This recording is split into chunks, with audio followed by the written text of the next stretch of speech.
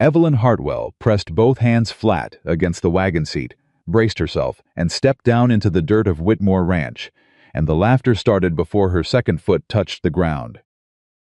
She heard every word, every whisper, every low, ugly chuckle passed between men who had already decided what she was worth before she opened her mouth. She did not cry. She did not turn back. She picked up her suitcase and walked straight into the most broken kitchen in Montana Territory. And she got to work. If this story already has your heart beating faster, subscribe to this channel right now. Hit that notification bell and follow every single part of Evelyn's journey to the end. Drop a comment telling me what city you're watching from. I want to see how far this story travels. Now let's go back to where it all began. The wagon rolled to a stop, and the driver called out her name, like he was reading from a list, flat and businesslike, the way a man announces livestock at auction, rather than a woman arriving at the place she was meant to call home. Evelyn Hartwell stood, gathered the single suitcase that held every earthly thing she owned, and climbed down from the wagon without waiting for help. She had stopped waiting for help a long time ago. The step was higher than she expected, and she landed heavier than was graceful, her wide hips and full figure absorbing the drop with a small grunt she refused to be ashamed of. Because she had learned long ago that her body carried her through harder things than stepping off wagons. She straightened up. She adjusted the collar of her dress, plain cotton, faded from too many washings, respectable the way poverty tries to be respectable. And that was when the laughter started. It wasn't loud at first. It was the quiet kind, the kind men think women can't hear, pass sideways between mouths while eyes stay fixed elsewhere. Two ranch hands leaning against the fence post nearest the gate. A third one sitting on an upturned crate near the barn, hat tipped low, arms crossed, watching her the way you watch something you've already dismissed. The one closest to the gate, young, freckle-faced, with the careless cruelty of a man who had never once been told his opinion didn't matter, spoke just loud enough for her to hear every syllable. "Lord Almighty," he said under his breath, nudging the man beside him. Caleb must have been truly desperate. The second man pressed his lips together. He had the decency to look away, but he did not say a word in her defense. Evelyn heard it. She heard all of it. She had been hearing versions of that sentence her entire life, spoken in different voices, in different towns, by different men and women who took one look at her and wrote the whole story before she said a single word. She knew what they saw. She had never once pretended otherwise. She saw a wide woman, a worn dress carrying a small bag. She understood precisely what that picture communicated to people who judged by pictures. What they could not see, what they were never going to see, not from that distance, not with those eyes, was the 10 years she had spent cooking for a failing church community in western Kansas, stretching $5 of supplies into enough food to feed 40 families through the winter. They couldn't see the 6 months she had worked alongside a trail crew outside Abilene, the only woman in a camp of 30 men, learning to preserve meat without refrigeration and to make sourdough rise in conditions that would have defeated a professional baker. They couldn't see the grief she had packed down into the deepest part of herself when her mother died and left her with nothing but a recipe book and a set of cast iron pans she'd carried across 4 state lines. They couldn't see any of that, so they saw what they decided to see instead. Evelyn lifted her chin, picked up her suitcase, and walked toward the house. Caleb Whitmore was standing on the porch. She had expected someone cold. The letter he had sent through the matrimonial agency had been brief to the point of curtness. He needed a woman to manage his household, to cook for his workers, to bring some order to a property that had been running without one for too long. He had listed his requirements the way a man lists items needed from the general store. Practical, unsentimental. She had found that almost refreshing after years of people who said pretty things and delivered nothing. He was taller than she'd imagined, broad through the shoulders with hands that showed serious work scarred across the knuckles, seemed dark at the fingertips in the way leather and iron leave marks on men who use them daily. His face was angular and weathered, not handsome in a soft way but striking in the way of things that have survived genuine difficulty. He looked to be somewhere in his mid-40s. His hair, dark with threads of silver at the temples, was pushed back from his forehead under a hat he'd removed, which she found herself noticing because it was a small gesture of formality, and small gestures of formality mattered to her. He looked at her.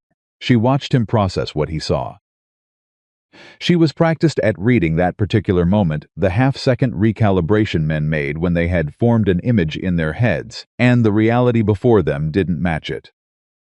She waited for what usually came next, the polite disappointment. The formal distance, the suddenly very careful voice. "Caleb Whitmore," said Miss Hartwell. "You made the trip all right?" Just that, matter of fact, not warm, not cold. The same voice he'd probably used to ask if the supply wagon had arrived on schedule. "I did," she said, "thank you." He nodded, looked at her suitcase, and said, "I'll have Thomas take that up." "I can manage it." He studied her for a moment. "All right." He stepped aside and held the door open. That was the whole of their first meeting. Evelyn walked inside. She did not see the look he gave the laughing ranch hand by the gate brief flat, and carrying in it the very clear message that it would not happen again. She did not see the young man's smirk disappear and his shoulders pull inward. She was already moving through the front room, following the smell, or rather, the absence of smell, toward the kitchen. What she found when she pushed open the kitchen door stopped her in her tracks. Not from discouragement. From pure, unfiltered professional assessment. She stood in the doorway and she looked, really looked, the way a doctor looks at a patient, cataloging, measuring, calculating what could be saved and what couldn't.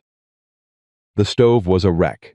One of the cast iron burner plates was cracked clean through, which meant it would distribute heat unevenly, meaning anything requiring consistent temperature would come out ruined on one side.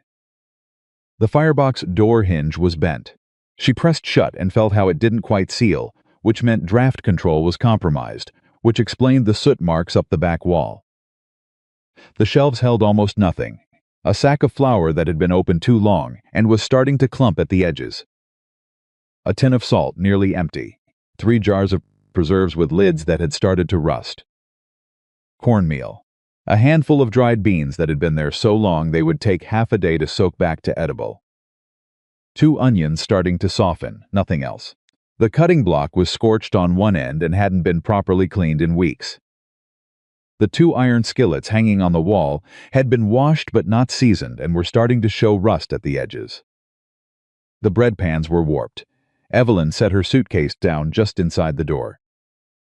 She crossed to the stove and crouched down in front of the firebox, examining the hinge with her fingers. She opened and closed it 3 times. Feeling exactly how the metal had shifted, working out whether it was a problem of the hinge pin or the bracket. It's been like that for 6 weeks. She turned. Caleb was standing in the kitchen doorway watching her. "The cook who left," she said. "How long was she here before she quit?" 3 weeks. Before a man, he lasted 2 months. Before that, the women who ran this kitchen, until she passed, that was my wife, 5 years ago. Place hasn't been right since. He said it evenly, without self-pity, but the evenness itself told her something. There was nothing indifferent about the way a man describes the kitchen his wife ran. Even when the voice stays flat, the words choose themselves carefully. "I'm sorry for your loss," she said. "It was 5 years ago." Loss doesn't have a clock on it. He was quiet for a moment. Then he said, "The hinge needs replacing. I can get someone to look at it." "Not tonight," she said. "Tonight I'll work with what it is." "Can someone bring in extra wood? I'll need more than what's stacked." "What are you planning, supper?" He looked at the near-empty shelves. Something crossed his face, not skepticism exactly, more like the practiced caution of a man who had been disappointed enough times that he protected himself from expectation. "There's not much to work with. There's enough," she said. He didn't push back. He called for Thomas through the doorway, and Evelyn heard the sound of boots on the porch floor. And then she turned back to the stove and the ruined firebox and the warped bread pans and the 2 rust-edged skillets, and she rolled up her sleeves. Thomas Reed appeared in the kitchen doorway young, genuinely young, 17 or 18 at most, with an open, uncertain face that hadn't yet hardened into the closed-off expressions of the older hands. He was the one, she would later learn, who had pressed his lips together at the gate and looked away rather than join in the laughter. He wasn't brave enough to say anything, but he'd had the decency to feel the discomfort of it. She would remember that. "I need wood," she told him. "A full stack's worth beside the stove, and whatever you have in the root cellar, I need to know exactly what's down there, everything, even if it looks past its prime." He blinked at her. He clearly hadn't expected direct commands. "Yes, ma'am. What's Thomas?" "Thomas Reed." "Thomas, when you've done the wood, will you walk me to the root cellar yourself? I'd rather see it with my own eyes than get a list." Something in the boy's face shifted a slight straightening, a small flicker of being taken seriously, that she recognized because she had been on the receiving end of it so rarely herself. "Yes, ma'am, I can do that." He went for the wood. Evelyn turned back to the stove, crouched again in front of the firebox, and began the careful process of bending the bracket back into position with her bare hands in the back of a wooden spoon handle, working it fraction by fraction until the draft seal improved. It wasn't a proper fix, but it would hold for tonight. She heard footsteps behind her, different boots, heavier, deliberate.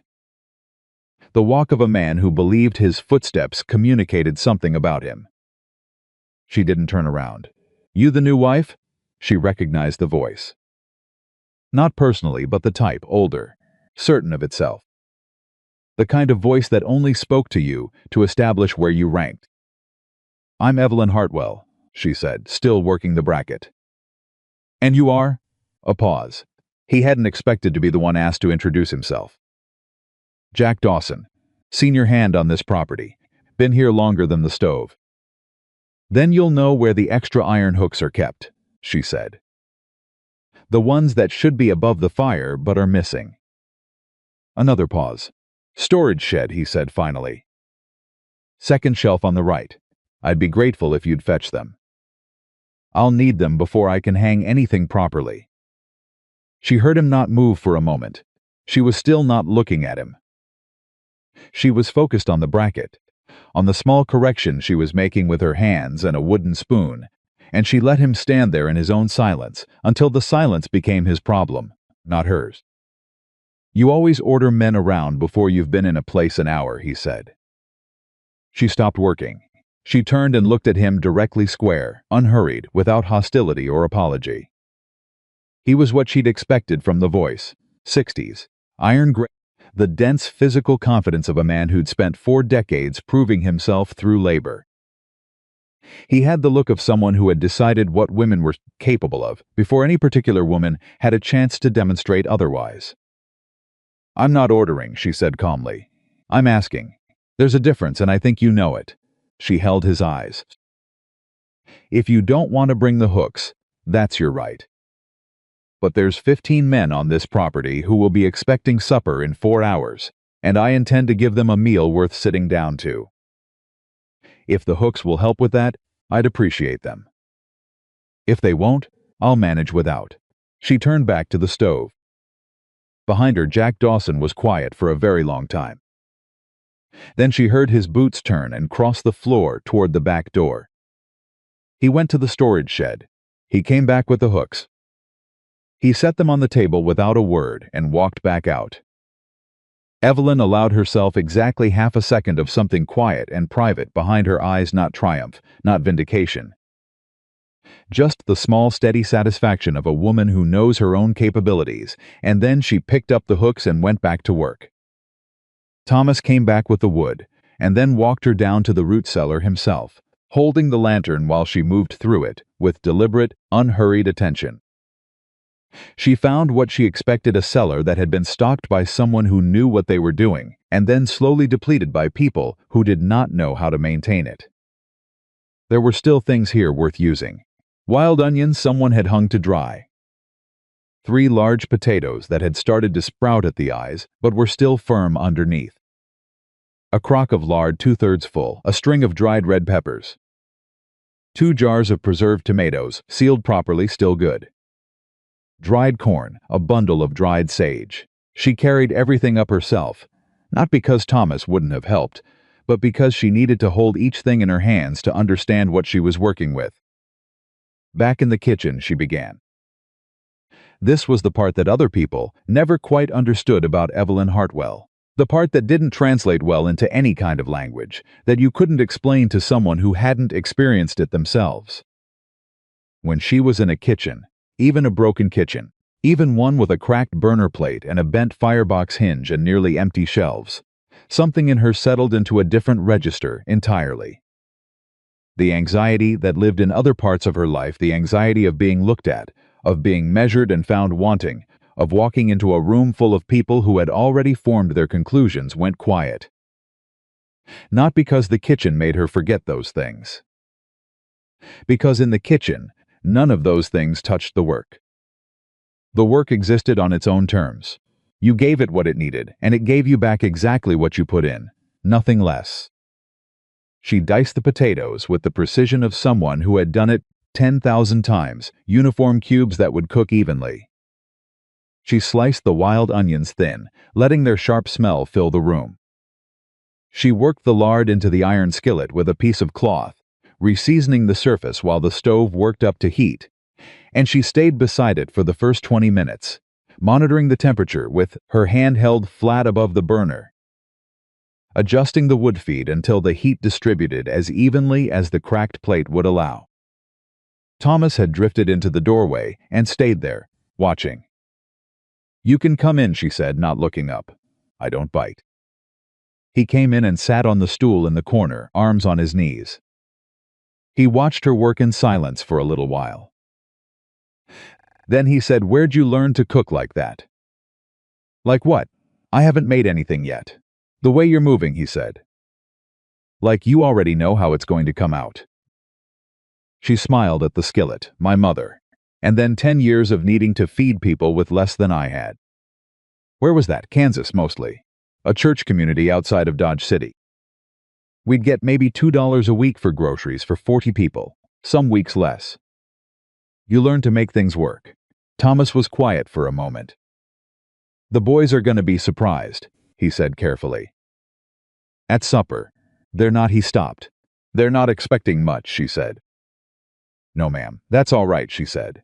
"I've spent most of my life exceeding low expectations. I'm fairly practiced at it by now."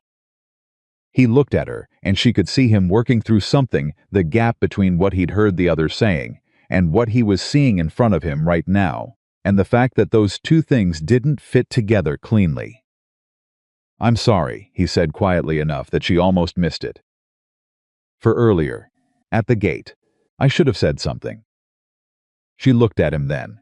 Directly, he was watching his own boots, jaw working like he was bracing for something. "You didn't laugh," she said. "I didn't stop it either." "No," she agreed. "But you didn't laugh." She went back to the skillet. "That's not nothing, Thomas. Don't forget that." He didn't say anything else for a while. But he stayed in the kitchen, and somewhere around the second hour, without being asked, he started handing her things before she had to reach for them: the sage, the pepper, the second jar of tomatoes when the first ran low, and she noticed that too, and filed it away beside the fact that he hadn't laughed. The ranch hands came in for supper, with the particular energy of men who had already formed their conclusions and were braced to be proven right. She could feel it in the way they entered too loud, covering something with noise, the way people do when they want to be seen as unbothered. The freckle-faced young one, she had learned his name, was Pete, came in first and had already begun to say something to the man beside him when the smell hit the table. He stopped talking. The room went quiet in the specific way rooms go quiet when the body takes over from the brain. On the table, a deep skillet of sliced potatoes and wild onions roasted in lard until the edges went golden and crisp, seasoned with sage and the dried red peppers. A pot of bean soup built with the preserved tomatoes and the dried corn and everything else she'd found worth saving. The kind of soup that shouldn't have been as good as it was given what went into it, but was. Because she understood how long to cook each thing and in what order. Cornbread made in the warped pan, which had come out slightly irregular along one edge and absolutely perfect everywhere else. And on the end of the table, a small crock of the wild onion compound she'd made with the last of the lard and the sage, to spread on the bread. Nothing elaborate. Nothing that required ingredients she didn't have. Just food made with complete focused attention, by someone who understood that the difference between a meal that fills a stomach and a meal that actually nourishes a person is entirely in the hands that make it. The men sat down.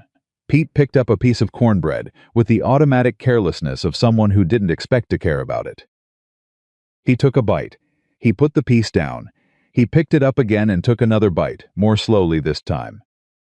Across the table, one of the older hands, a man named Walt, who had barely looked at her when she walked in, had his eyes closed while he ate the soup, not in an exaggerated way, just in the way of a man momentarily gone somewhere else.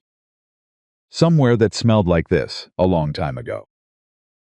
Jack Dawson sat at the far end. He ate in silence, cutting his portion with the deliberate attention of a man trying very hard not to communicate anything.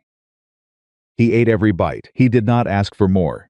He also did not speak a single dismissive word, and she understood that from Jack Dawson, that silence was its own kind of statement. Caleb Whitmore sat at the head of the table, as he always did, and ate without speaking, which was apparently standard. But partway through the meal, without preamble, without making a production of it, he looked up from his plate and said, "Miss Hartwell." She was standing near the stove, monitoring the heat, and she looked at him. "This is good," he said. It was by any measure a plain sentence. 2 words of genuine assessment from a man who did not traffic in flattery.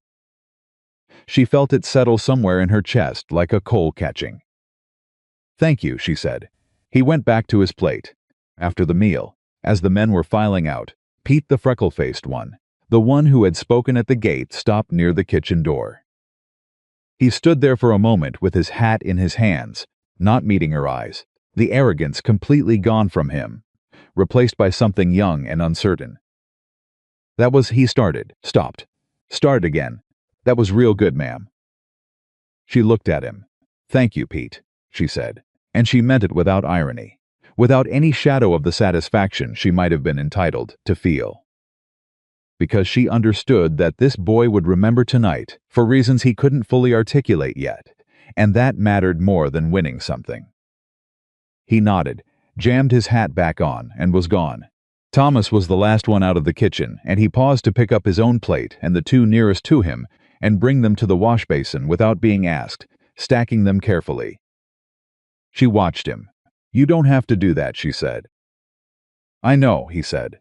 "I want to." After they were all gone, Evelyn stood alone in the kitchen in the quiet and the warmth of the stove she had coaxed back into usefulness. She ran her hand along the surface of the cutting block, feeling the scorch mark and the worn grooves, all the history of hands that had worked here before her. She thought about her mother's kitchen in Kansas, small and crowded, and always smelling of something good. She thought about the 6 months on the trail crew, and the way those 30 men had started, on the 3rd week, to bring her small things, a handful of wild herbs found along the route, a better piece of firewood, an extra jar of preserved fruit from someone's pack small offerings, made without words, which were their own kind of language. She thought about the matrimonial agency letter, the one she had read 3 times before responding, the careful, businesslike phrasing that said nothing about warmth and nothing about loneliness, but communicated both in the spaces between what it said. She straightened up. She banked the stove for the night the way she had been taught, carefully, methodically, preserving the heat without waste. She was not naive. She knew what she had come here for and what the terms of the arrangement were. She knew that one supper, however well received, did not change the fact that she was an unmarried woman of 38, with no family and no money and no particular claim to anything in this world except her own 2 hands and what she could do with them. She knew that the freckle-faced boy's apology was not the same as being welcomed, and that Jack Dawson's silence was not the same as respect, not yet. But she also knew what she had felt in that room tonight. She had felt the shift, that specific, unmistakable moment when a room full of people who have decided something about you encounters evidence that forces them to reconsider. She had felt it in the quiet that came over the table. She had felt it in Walt's closed eyes and Pete's stopped hand and Caleb Whitmore's plain, honest, undecorated 2 words. She had been here less than a day. She turned off the kitchen lamp. She picked up her suitcase from just inside the door where she had left it 8 hours ago, because she had not yet been shown to her room, and she carried it up the stairs to find it for herself. She was not discouraged. She was not afraid. She was Evelyn Hartwell, and she had walked into worse than this, and she had built something worth having out of less than this, and she intended to do exactly that again. Whatever these people thought they knew about her, whatever they had decided in that first moment when she stepped off the wagon and they measured her with their eyes and found her wanting, they were going to spend the next months discovering. One meal at a time, one quiet, deliberate action at a time, exactly how wrong they were. She found the room at the end of the hall, small, plain, with a narrow window that looked out over the dark shape of the land. She sat on the edge of the bed in the dark. She did not cry. She had cried enough in her life to know that crying was something you did when you had run out of better options, and she had not run out yet, not by a long measure. She sat in the quiet and she thought about what she had seen in that kitchen and in that root cellar and in that dining room tonight, and she began, with the same methodical attention she brought to everything, to plan. The stove hinge needed a proper fix. She'd need to get a look at the supply situation, not just what was left but what the ordering pattern had been, what was being wasted, what was being missed entirely. She'd need to understand the rhythms of the property when the men left, when they returned, what kind of work they were doing and how that affected what they needed to eat. She'd need to understand Caleb Whitmore, not because she was sentimental about it. Because running a household for a man required knowing how his mind worked, what he valued, what he noticed, and what he was willing to bend on. That was a practical matter, nothing more.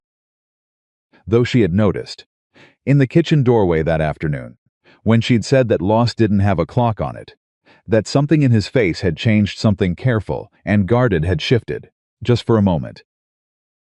Just enough to show what was underneath it before he covered it back over again. She had noticed, and she filed that away too, in the part of herself that paid attention to things that mattered, because in her experience, the things people tried hardest not to show you were usually the most important things to understand. She lay back on the narrow bed without undressing. She stared at the ceiling in the dark, and she listened to the sounds of the ranch settling into night, the distant movement of animals, the creak of the house cooling, the wind across the roof, and she thought, I can work with this. She thought, I can make something here. She did not need them to like her. She did not need them to welcome her. She did not need anything from these people, not right now, except the chance to do what she knew how to do in the place she had been given to do it. The rest would follow. It always did, when the work was good enough. Evelyn Hartwell closed her eyes, and for the first time in a very long time, she slept without dreaming of leaving. She was back in the kitchen before first light, not because anyone told her to be. Not because there was a rule about it, or an expectation written into whatever arrangement Caleb Whitmore believed that he had made when he signed his name to the matrimonial agency papers. She was there because that was who she was, the kind of woman whose mind, while her body still slept, had already moved through the next morning's problem 3 or 4 times and arrived at the solution, and by the time her eyes opened, staying in bed any longer was simply not an option her nature would allow. She had the stove going before the sky had fully decided what color it wanted to be. The firebox hinge held the way she'd bent it, the night before, not perfectly, but well enough. She'd packed a small strip of cloth into the gap where the seal failed, and the draft control was better than it had been. Not fixed. Functional, there was a difference, and she was deeply familiar with the territory between those 2 words. She worked through the flour situation first.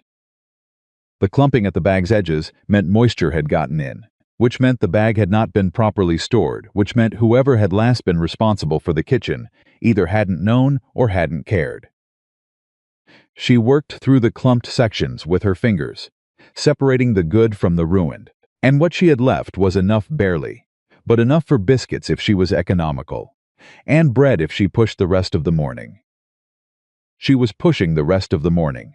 She was mixing the second biscuit batch when she heard the boots on the back step. They were Thomas's boots.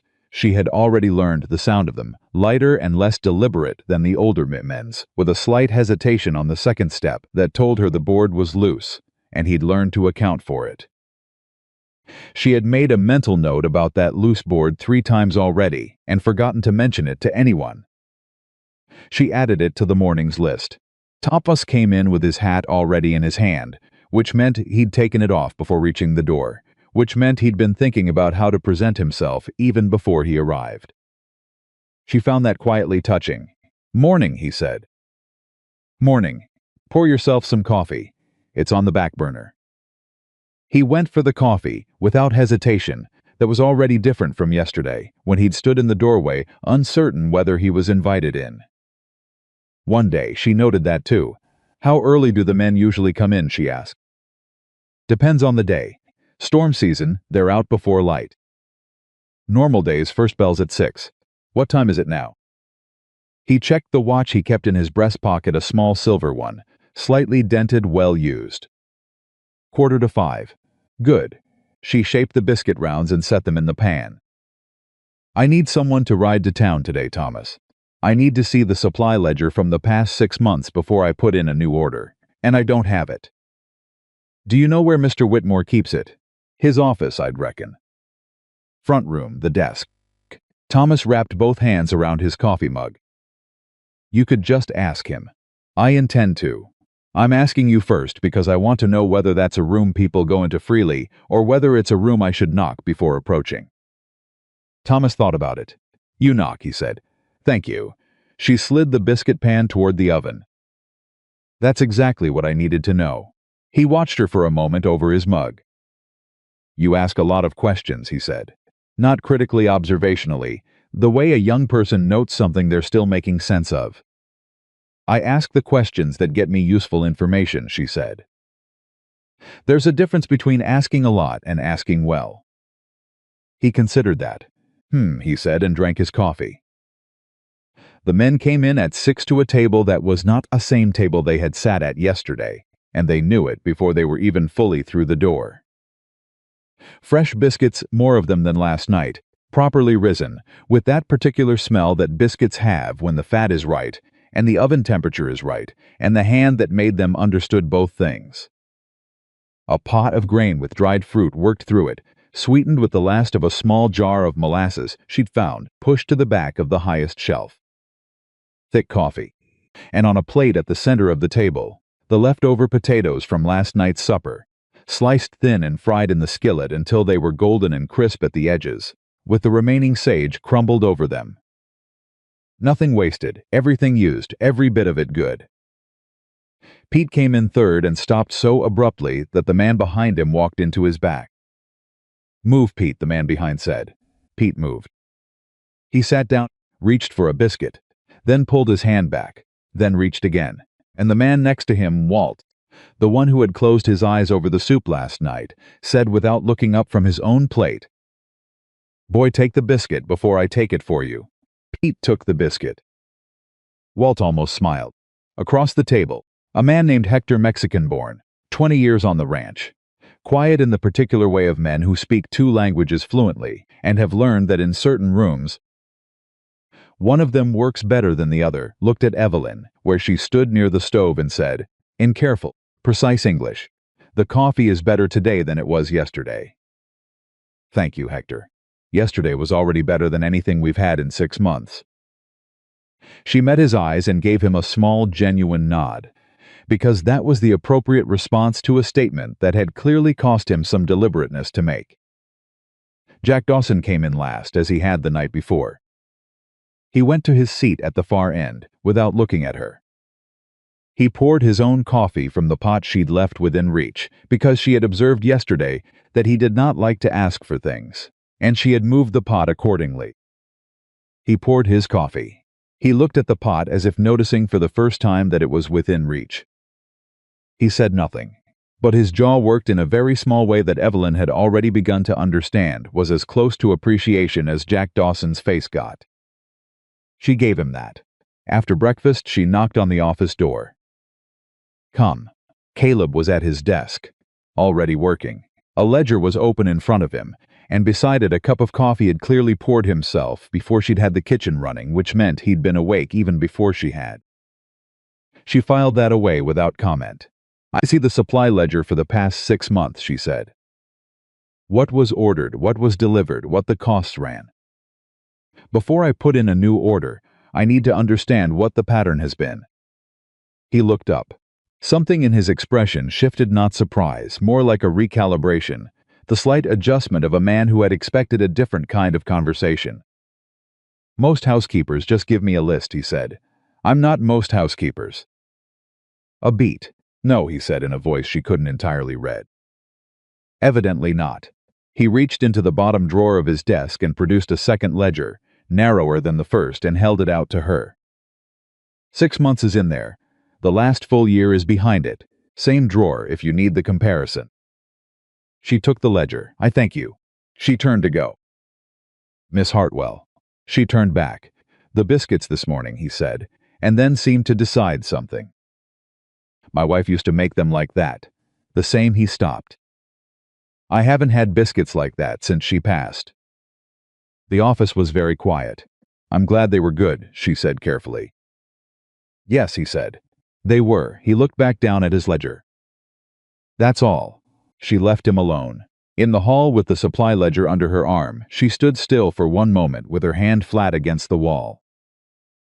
Not because she was overwhelmed by what he'd said she wasn't, but because she understood the size of what a man like Caleb Whitmore had just offered her, even if he hadn't intended to offer anything at all.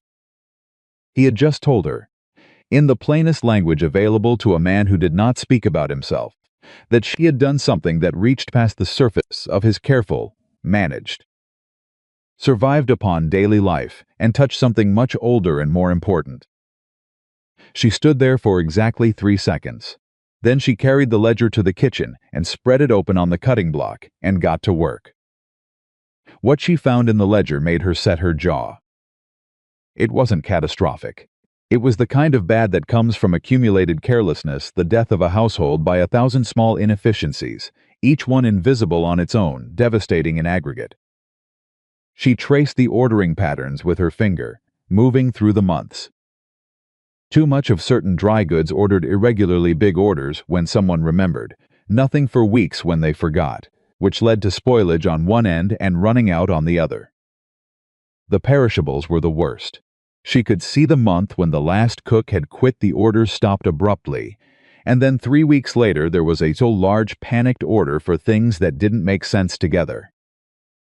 Things a man had bought in a general store without a plan, just grabbed what seemed like it might be food. She thought about Caleb Whitmore in a general store alone, trying to provision a household he didn't know how to run, and she felt something that was not quite sympathy and not quite tenderness, but lived in the territory between them. She closed the ledger.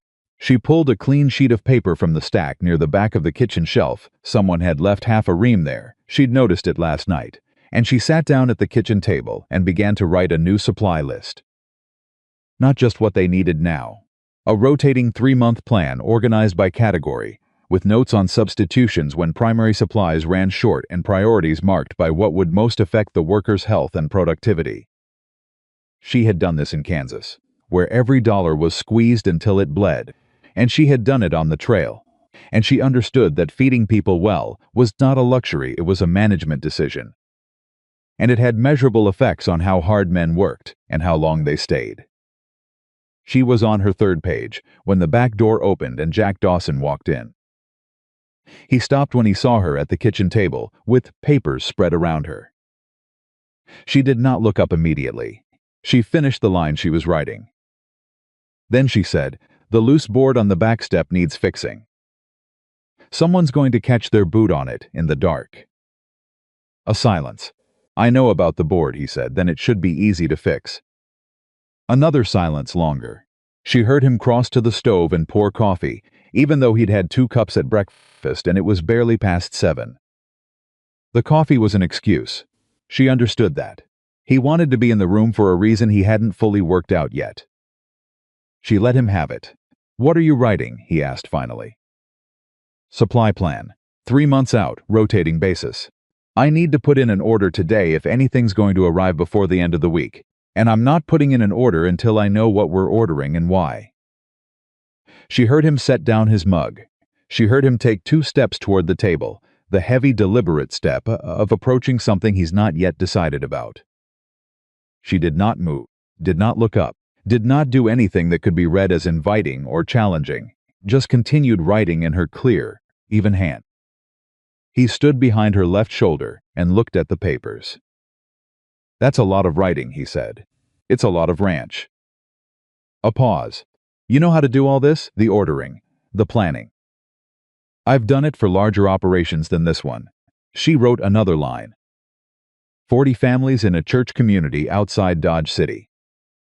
6 months on a trail crew. And before that, 4 years managing the household accounts for a family in Wichita while the wife was ill. "I know how to run a supply system, Jack." She used his first name deliberately, not casually carefully, the way you use a key. He was quiet for a long moment. "Then the men are going to need extra grain next month. Stock drive starts the 3rd week, and they'll be out longer days. They eat more when they're riding hard." She looked up at him then. He was looking at the paper, not at her. His arms were crossed. His voice had the particular flat quality of a man who is giving information while maintaining the right to claim he wasn't helping. "Thank you," she said. "I'll account for it."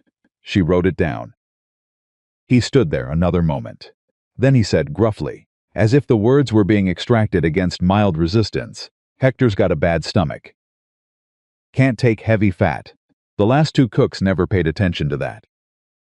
He's been eating around half his meals for months." Evelyn looked up at him fully now. Jack Dawson's jaw was set hard, and he was looking at the wall to the left of her head, and the expression on his weathered face was the expression of a man who will never, under any circumstances, admit that he has just done something kind. "I'll remember that," she said quietly. "Don't make a thing of it." "I won't." He picked up his mug, drank the coffee he hadn't needed, set it back down, and walked out. Evelyn sat at the kitchen table for a moment after he left. Then she added a line to the supply list, "Lighter fats for 1 noted." And she allowed herself privately one small smile. The supply order went out that afternoon, with Thomas riding it to town. She had written it clearly enough that he only needed to hand it over the counter, everything itemized, quantities specified, costs estimated against the ledger figures, so whoever filled the order would know the budget she was working within. She spent the afternoon in the kitchen, inventorying what she had properly, now that she could see it in daylight, organizing the shelves by type and frequency of use, fixing the warped bread pan with a technique she'd learned from an old German baker in Wichita who had explained, patiently and at some length, that a warped pan was not ruined. It was just expressing a preference. And you managed it by weighting it against the oven rack for the first 10 minutes. She was weighting the bread pan when she heard raised voices in the yard. Not fighting loud, dispute loud. The particular volume men use when they want to be heard, but don't want to be seen as starting something. She did not go to the window. She continued with what she was doing, but she listened. She could make out Pete's voice, and then another one she hadn't placed yet, harder-edged with an unfamiliar accent, not local. And then Caleb's voice, lower than the others, the kind of low that was worse than shouting. Then boots on the porch, and the front door, and then movement in the hall, and Caleb appeared in the kitchen doorway, looking the specific kind of tightly controlled that told her whatever had happened outside had mattered. "There's going to be extra men for supper," he said. 3 men arriving from the Holloway spread. They'll be staying the night. Evelyn looked at him steadily. "All right, what's the situation?" He paused. In his world, she understood, women didn't ask about situations. They accepted information and adjusted accordingly. "Holloway's foreman is claiming water rights on the North Creek," he said. He sent 3 men over to make the point in person. And is his claim legitimate? Another pause. Longer. She watched him decide whether to answer her, like she'd asked a useful question, or redirect her back to the kitchen. He answered her. No. We've had North Creek rights since my father's time. He's trying to crowd us into selling the North Quarter. Has he done this before? Tried twice, each time we held. Third time he's escalating. Who's the Holloway foreman? Man named Crane, Gerald Crane. He's been Holloway's dog for 6 years, and he's smart enough to know the law and mean enough not to care. Evelyn nodded slowly. She turned back to her bread pan and picked up the weights. Send the 3 men to the kitchen for supper with others, she said. Don't separate them. Let them sit at the same table. Caleb frowned. Why? Because men who eat together don't fight as readily as men who eat across a line from each other. And because I'd like to know what Gerald Crane's men talk about when they're comfortable and fed, and think they're among people who don't matter. She met his eyes. I'll remember everything I hear. Caleb Whitmore looked at her for a long moment. It was a different kind of looking than the first day, not assessment, not recalibration. Something quieter and more serious. All right, he said. Supper that night was larger and louder, and substantially more complicated than the night before. The 3 men from Holloway spread 2 young, 1 middle-aged. All 3 wearing the particular attitude of men sent to make an impression came into the dining room, with their chests slightly forward. Looking around the table with the evaluating eyes of people who expect to hold the room. They stopped doing that within about 4 minutes of sitting down. Evelyn had made a roast she'd found a joint in the cold storage she hadn't fully cataloged yet, older but still good, which she'd rubbed with mustard seed and the remaining dried herbs and slow-cooked all afternoon with the root vegetables Thomas had brought up from the cellar. With it, fresh bread from the pan she'd fixed, properly risen, the crust right. Beans cooked with the smoked bone she'd also found in cold storage and had been saving for exactly this kind of occasion. Everything generous, everything deliberate. The Holloway men ate. They ate a lot. Halfway through supper, the middle-aged one, the clear senior of the 3, a man named Burke, looked down the table to where Evelyn was refilling the bread plate and said, with a kind of helpless sincerity that clearly embarrassed him slightly, "Ma'am, I haven't eaten like this in years." Pete, from 3 seats down, said absolutely nothing, but gave Burke a look that communicated a very precise message. Now you know. Burke ate 2 more slices of bread. Around the table, Evelyn moved and listened and said very little. She heard the younger 2 from Holloway talking not about water rights, not directly, but about Crane, the foreman, and the way he talked about Whitmore's North Quarter. She heard the phrase Crane says the old man won't hold out past autumn. She heard the second young one respond with something that was swallowed by conversation, but she caught the word pressure and the word bank.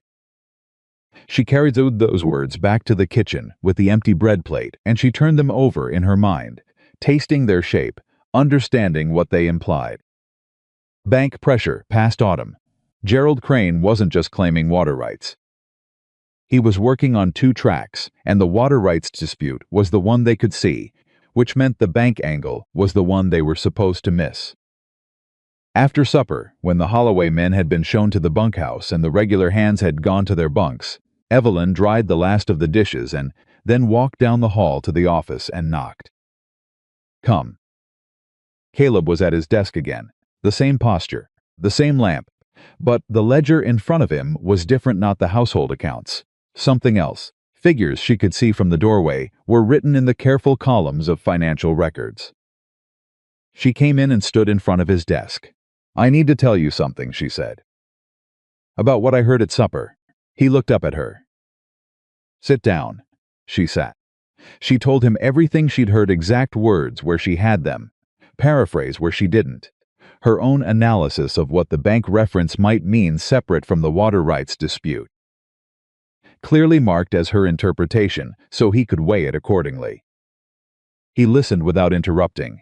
His face, while she talked, was very still in the way of faces that are processing something serious. When she finished, he was quiet for a moment. Bank pressure, he said slowly. If Crane is working Holloway's connection at the bank, if there's a note against this property, or a renewal coming due, the water rights dispute is a distraction. It makes you spend time and energy on lawyers and boundary lines, while something more foundational is being worked from the other side. Caleb looked at her. How do you know about this kind of thing? He asked. The church community in Kansas, she said. A man named Durant tried exactly this on 20 farming families over 3 years. Water access disputes on the surface, banknotes worked underneath. By the time anyone understood the full picture, he'd bought 6 properties out of forced sale. What happened to Durant? The families organized. They went to the county seat together, all 20 of them, with their own lawyer and their own documentation. Durant hadn't expected them to understand what he was doing, let alone fight it in a coordinated way. She paused. He'd underestimated them. He thought because they were poor and separate, they were also ignorant. Caleb held her gaze. Something moved across his face, something that was not quite an emotion, but was the territory just before an emotion, the moment before a man decides to let something register. Do you have any documentation of the water rights? She asked. Original grants deeds, your father's papers. In this desk. Bottom right drawer. I think you should have someone look at them. Not just a local lawyer. Someone from the county seat who doesn't have a relationship with Holloway. She stood.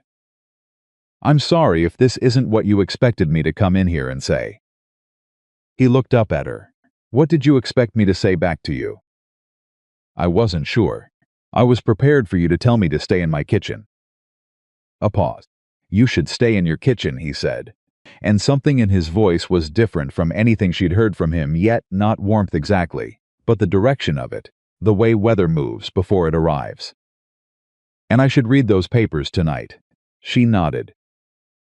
She was at the door when he said, Miss Hartwell. She turned. Thank you, he said. And he said it the way he had said. The biscuits were good without decoration, without performance, just the plain true weight of it.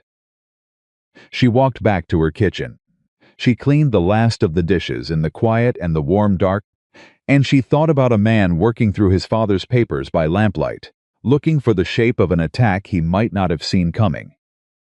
And she thought about the word bank and the word autumn and the specific practiced patience of men like Gerald Crane. And she thought about 20 farming families in Kansas who had surprised someone who believed he had already won. She banked the stove.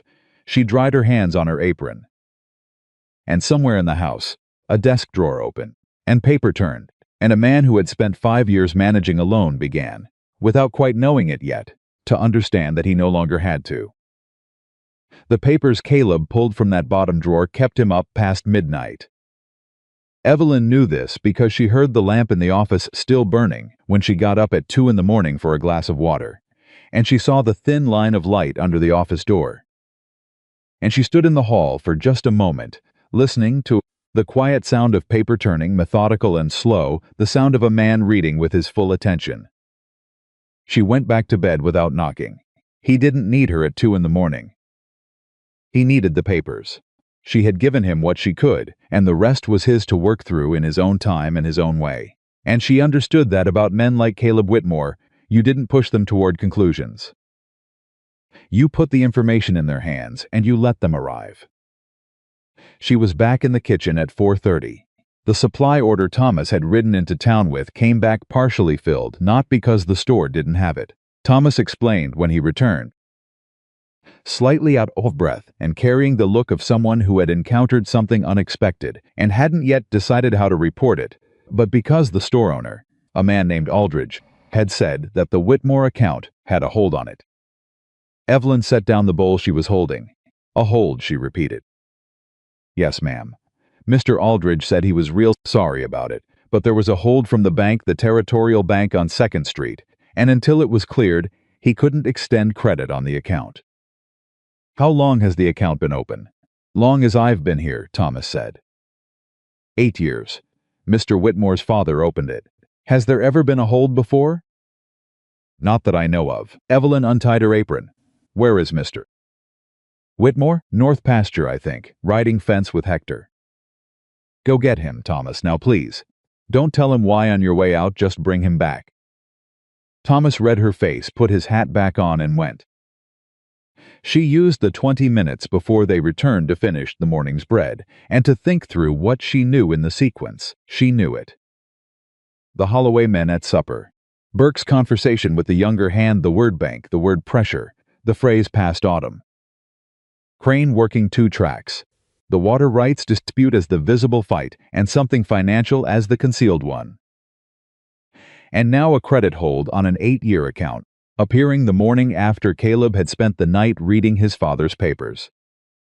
The timing was not coincidence. Gerald Crane had eyes somewhere. Either in town or on the road or closer than that. Caleb came through the back door, still dusty from the north pasture, Hector 2 steps behind him. He looked at her face and didn't bother with a preamble. "What happened?" she told him. Concisely, in order, without speculation beyond what she clearly marked as her own interpretation. He listened with his hat in his hand, and his jaw, set in the particular way she'd already come to understand, meant he was managing something he hadn't been prepared for. When she finished, he looked at Thomas. "Aldridge give you anything in writing?" "No, sir, just said what he said." Caleb put his hat back on. "I'm going into town. I'm coming with you," Evelyn said. He turned and looked at her. She had not phrased it as a request, and they both understood that. "This isn't a household matter," he said. "No," she agreed. "It's a financial matter, and I have been managing household accounts and supply finances for other people's operations for the better part of a decade. I also heard what was said at supper last night, which you did not. I may recognize something in the way Aldridge talks about this that you might not." A silence between them, but a different silence than the ones they'd had before. Not distance, negotiation. "All right," Caleb said. Hector, standing just inside the door, said nothing. But when Evelyn glanced at him on her way to get her coat, his expression was the expression of a man watching something he approves of quietly enough that he'd deny it if asked. The ride into town was the first time Evelyn had been in a wagon beside Caleb Whitmore, without another person or a pile of luggage between them. He drove the way he did most things, without wasted movement, without commentary, letting the road be the road. She sat on the bench beside him, with her hands folded in her lap, and watched the distance and thought about what she needed to pay attention to once they arrived. Aldridge ran a proper general store, organized and well-stocked, with the particular atmosphere of a business that wanted to be seen as reliable. He was a small man, 50s, with the anxious courtesy of someone who disliked conflict but encountered it regularly in his line of work. When he saw Caleb come through the door, he came around the counter immediately, hands out, already apologizing. "Mr. Whitmore, I want you to know I had no choice in this. The notice from the bank came in yesterday afternoon, and I'm bound by the terms of the credit agreement to hold the account when." "Who brought the notice?" Aldridge blinked. "It came by messenger, from the bank. Messenger come from the bank itself, or from somewhere else and routed through." Aldridge's mouth opened, then closed. He clearly hadn't thought to look at that. Evelyn stepped forward. "Mr. Aldridge, I wonder if I might see the notice." "Just so we have a clear picture of what we're dealing with." Aldridge looked at Caleb, who gave a small nod, and Aldridge went to his back room and returned with a single sheet of paper. Evelyn took it. She read it quickly, then read it again more slowly, looking at specific things. The letterhead was Territorial Bank. The language was formal standard credit hold language, nothing unusual there. The signature was a bank officer named Prescott. The date was 2 days ago. 2 days ago. Before the Holloway men had come to supper, before she'd heard the conversation about the bank, before Caleb had spent the night reading his father's papers. This had been set in motion before the supper, before any of last night. This wasn't a reaction to Caleb reading the documents. This was already in motion, and the supper visit from Holloway's men had been something else entirely, not a threat, a distraction. Something to occupy Caleb's attention while the credit hold landed quietly at Aldridge's store. She handed the paper to Caleb without speaking, But she held his gaze for one moment, and she watched him read her face and understand that she'd found something. He read the paper, then he folded it and handed it back to Aldridge. "I'll be at the bank this afternoon," he said. "I'd like you to hold this notice until I've spoken with Prescott." Aldridge took the paper and looked visibly relieved to have someone making a decision. "Of course, Mr. Whitmore. Of course." Outside in the wagon, before Caleb picked up the reins, Evelyn said, "The hold was initiated 2 days ago." "I know. The Holloway men came last night. That wasn't about pressure. They came so you'd be focused on water rights, while the credit action was already in place." "I know," he said again, and there was something in his voice that was tight and careful and under it. Something she'd not heard from him before, the particular anger of a man who prides himself on seeing what's coming and has just understood that he missed it. "You didn't miss it because you weren't paying attention," she said, without preamble, without softening it beyond what it needed. "You missed it because you were fighting alone, and you only had one set of eyes." He looked at her. She looked back. "2 sets sees more," she said. "That's not a criticism, that's arithmetic." A long pause. The street moved around them, a woman crossing with a basket, 2 men talking outside the barber, a horse tied to a post flicking its tail. "I've been running this ranch alone for 5 years," he said. "I know. I've managed," she said. "I'm not disputing that. I'm saying you don't have to anymore." She picked up her hands from her lap and put them back down. "If you don't want to use what I can offer, I'll accept that and stay in my kitchen. But I think you already know that would be a waste." The silence between them was the longest yet, and different in quality from all the others. She let it breathe, she did not fill it. "The bank," he said finally. "Prescott, do you know anything about territorial bank holds and what triggers them legally?" "Some," she said. "Enough to know what questions to ask." He picked up the reins. "Then you're coming to the bank," he said. Prescott turned out to be a man of perhaps 50, prosperous in the way of men who have spent their careers navigating other people's money, with the careful, managed warmth of someone who had learned that being liked was a professional asset. He greeted Caleb with the particular combination of apology and authority that bankers deploy when they want you to feel heard while changing absolutely nothing. Evelyn sat in the chair beside Caleb's and folded her hands in her lap and said nothing for the first 6 minutes. She listened. She watched Prescott's hands. People's hands told you more than their faces.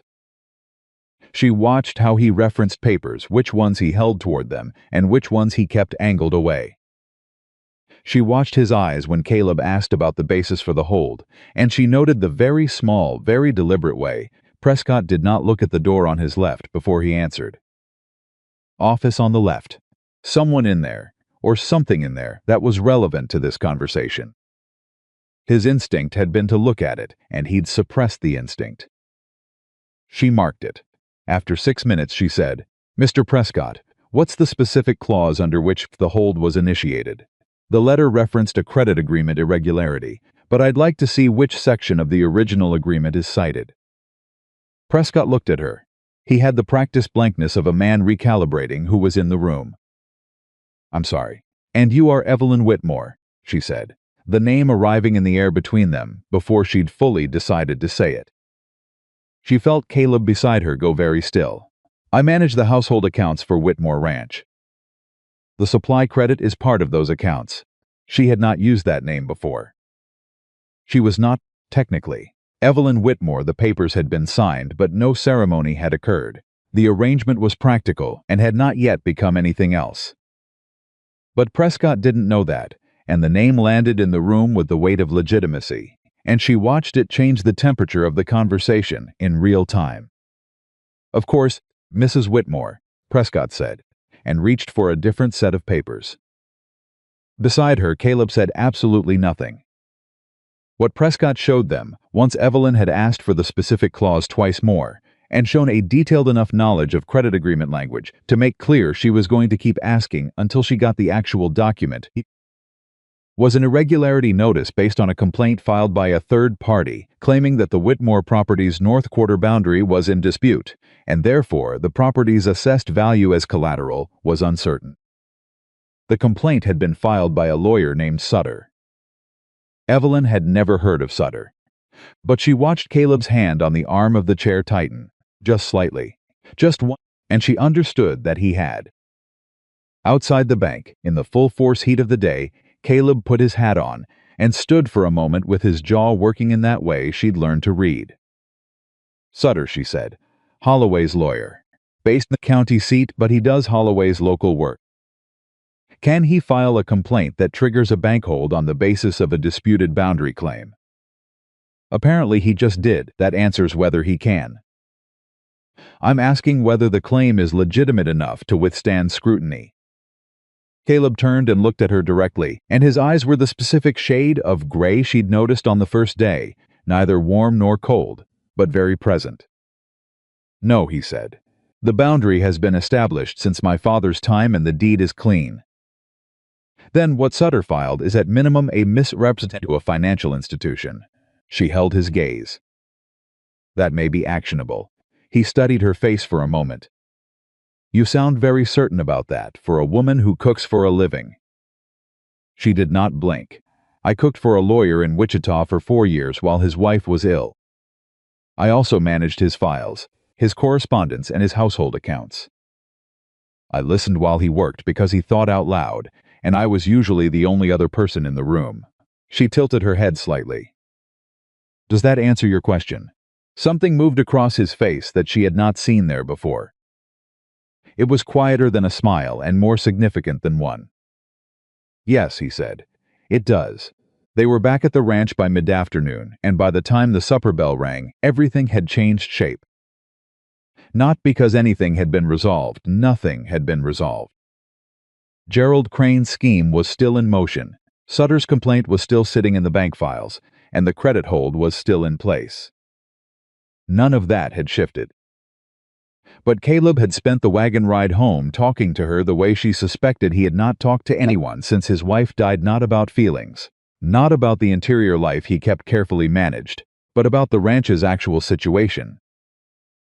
In specific terms, with the assumption that she would follow and contribute, and was someone whose understanding of the situation mattered to what happened next. He told her about the note on the North Quarter parcel, not a crisis, but due for renewal in 4 months, and if Holloway could engineer enough uncertainty around the property value before then, the renewal terms could change significantly. He told her about the timing of the cattle drive and how a disrupted supply credit would affect the provisioning for it. He told her about the county seat and the circuit judge, and when the next term opened. She listened to all of it. She asked questions when she had them, specific ones, the kind that moved the information forward, rather than retreating over ground already covered. When they pulled back into the ranch yard, she had a clearer picture of the full situation than she suspected anyone outside Caleb himself had ever had. And she was already turning over in her mind the shape of what needed to happen and in what order. Thomas came out to take the horses, and he looked between them as they climbed down from the wagon with the quick, perceptive assessment of a young man who paid close attention. "Everything all right?" he asked. "Getting there," Evelyn said, and went inside to start supper. That night, after the dishes were done and the kitchen banked and the ranch quiet, she sat at the kitchen table with the paper she'd been adding to since the morning, and she wrote for almost an hour. Not the supply plan, something else. A chronology of everything she'd learned in the past 2 days, organized the way she'd learned to organize legal documents during those 4 years in Wichita. Dates, names, actions, the relationship between those actions and their apparent intended outcomes. She was on the 3rd page when Caleb appeared in the kitchen doorway. He had changed out of his riding clothes and looked, without the dust and the hat, younger and more tired simultaneously, the way men look in the evening when they stop performing whatever version of themselves they maintain for daylight. He looked at the paper spread across her table. "What is that?" "Documentation," she said. "A record of everything we know in the order we know it. If this goes to a lawyer or a judge, having a clear chronology matters." He crossed the room and stood at the edge of the table, looking at the pages without picking them up. He read for a moment, scanning. "You write like a legal clerk," he said. "I worked alongside one for 4 years." He was quiet, reading. Then he said, "You wrote 'We know.'" She looked up. He was still looking at the papers. "I did," she said. A pause. "You've been here 4 days," he said. It wasn't an accusation. It was more like a man reading a map and finding a landmark he hadn't expected. "I know," she said. "Does that bother you?" He looked at her then. The lamp between them threw the light in a way that made the lines of his face very clear, not softened, not romanticized. Just the real face of a man who had carried a lot of weight for a long time and was standing in his own kitchen at 9 o'clock at night, looking at a woman who had ridden into town with him and used his name at the bank without being asked and spent. An hour building a legal chronology because it needed to be done and nobody else was going to do it. "No," he said slowly, like a man working out the answer as he said it. "No, it doesn't bother me." She nodded and went back to her writing. He pulled out the chair across from her and sat down. He did not pick up a paper. He did not read over her shoulder. He sat with his hands flat on the table, and he was quiet for a moment. Then he said, "What do you think we should do?" "About Crane." "About the bank, about all of it." She set her pen down. She looked at him across the table, and she thought about the 20 farming families in Kansas, and the way Durant had assumed that being scattered and poor meant being ignorant, and the way he had been wrong about that in a way that cost him everything he'd built over 3 years in a single afternoon at the county seat courthouse. "We go to the county seat," she said. "We take the original deed, the original water rights grant, and everything I've written here. We find a lawyer who isn't inside Holloway's orbit, and we file our own action challenging Sutter's complaint as a fraudulent misrepresentation. We do it before Crane expects us to have understood what he's doing, because right now he thinks he has time. He thinks you're watching the fence line while he works the bank." Caleb held her gaze. "And the supply credit in the meantime?" he said. "I'll make 3 months of provisions last 5, she said. "It won't be comfortable. It won't be the kind of table I've been setting. But the men will be fed, and they'll be fed well enough, and nobody will fall short on anything they genuinely need. You can do that. I've done it with less." He was very still for a long moment. Then he said, "When I signed those papers with the matrimonial agency, I wrote down that I needed a woman to manage my household." "I remember. It was in the letter. I didn't write down what I actually needed," he said, and his voice was even and careful and completely serious. "'Cause I didn't know what it was. I hadn't let myself know." He looked at the papers between them. "I think I might know now." The kitchen was very quiet. Evelyn held his gaze, and she let the weight of that sentence be exactly what it was, not small, not casual, not a thing to deflect or minimize, and she said, calmly and honestly, "I think you might." He nodded once slowly, the way he did everything without performance, without embellishment. He stood up, pushed the chair in, and looked at the papers one more time. "County seat," he said. "I'll arrange for us to go day after tomorrow.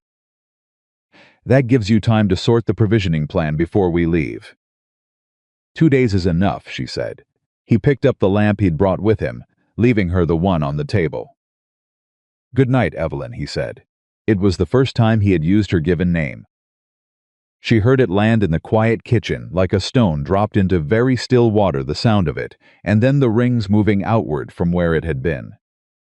"Good night, Caleb," she said. He walked down the hall.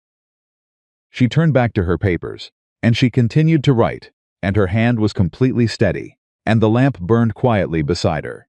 And somewhere outside the window, the night was doing whatever nights did in Montana.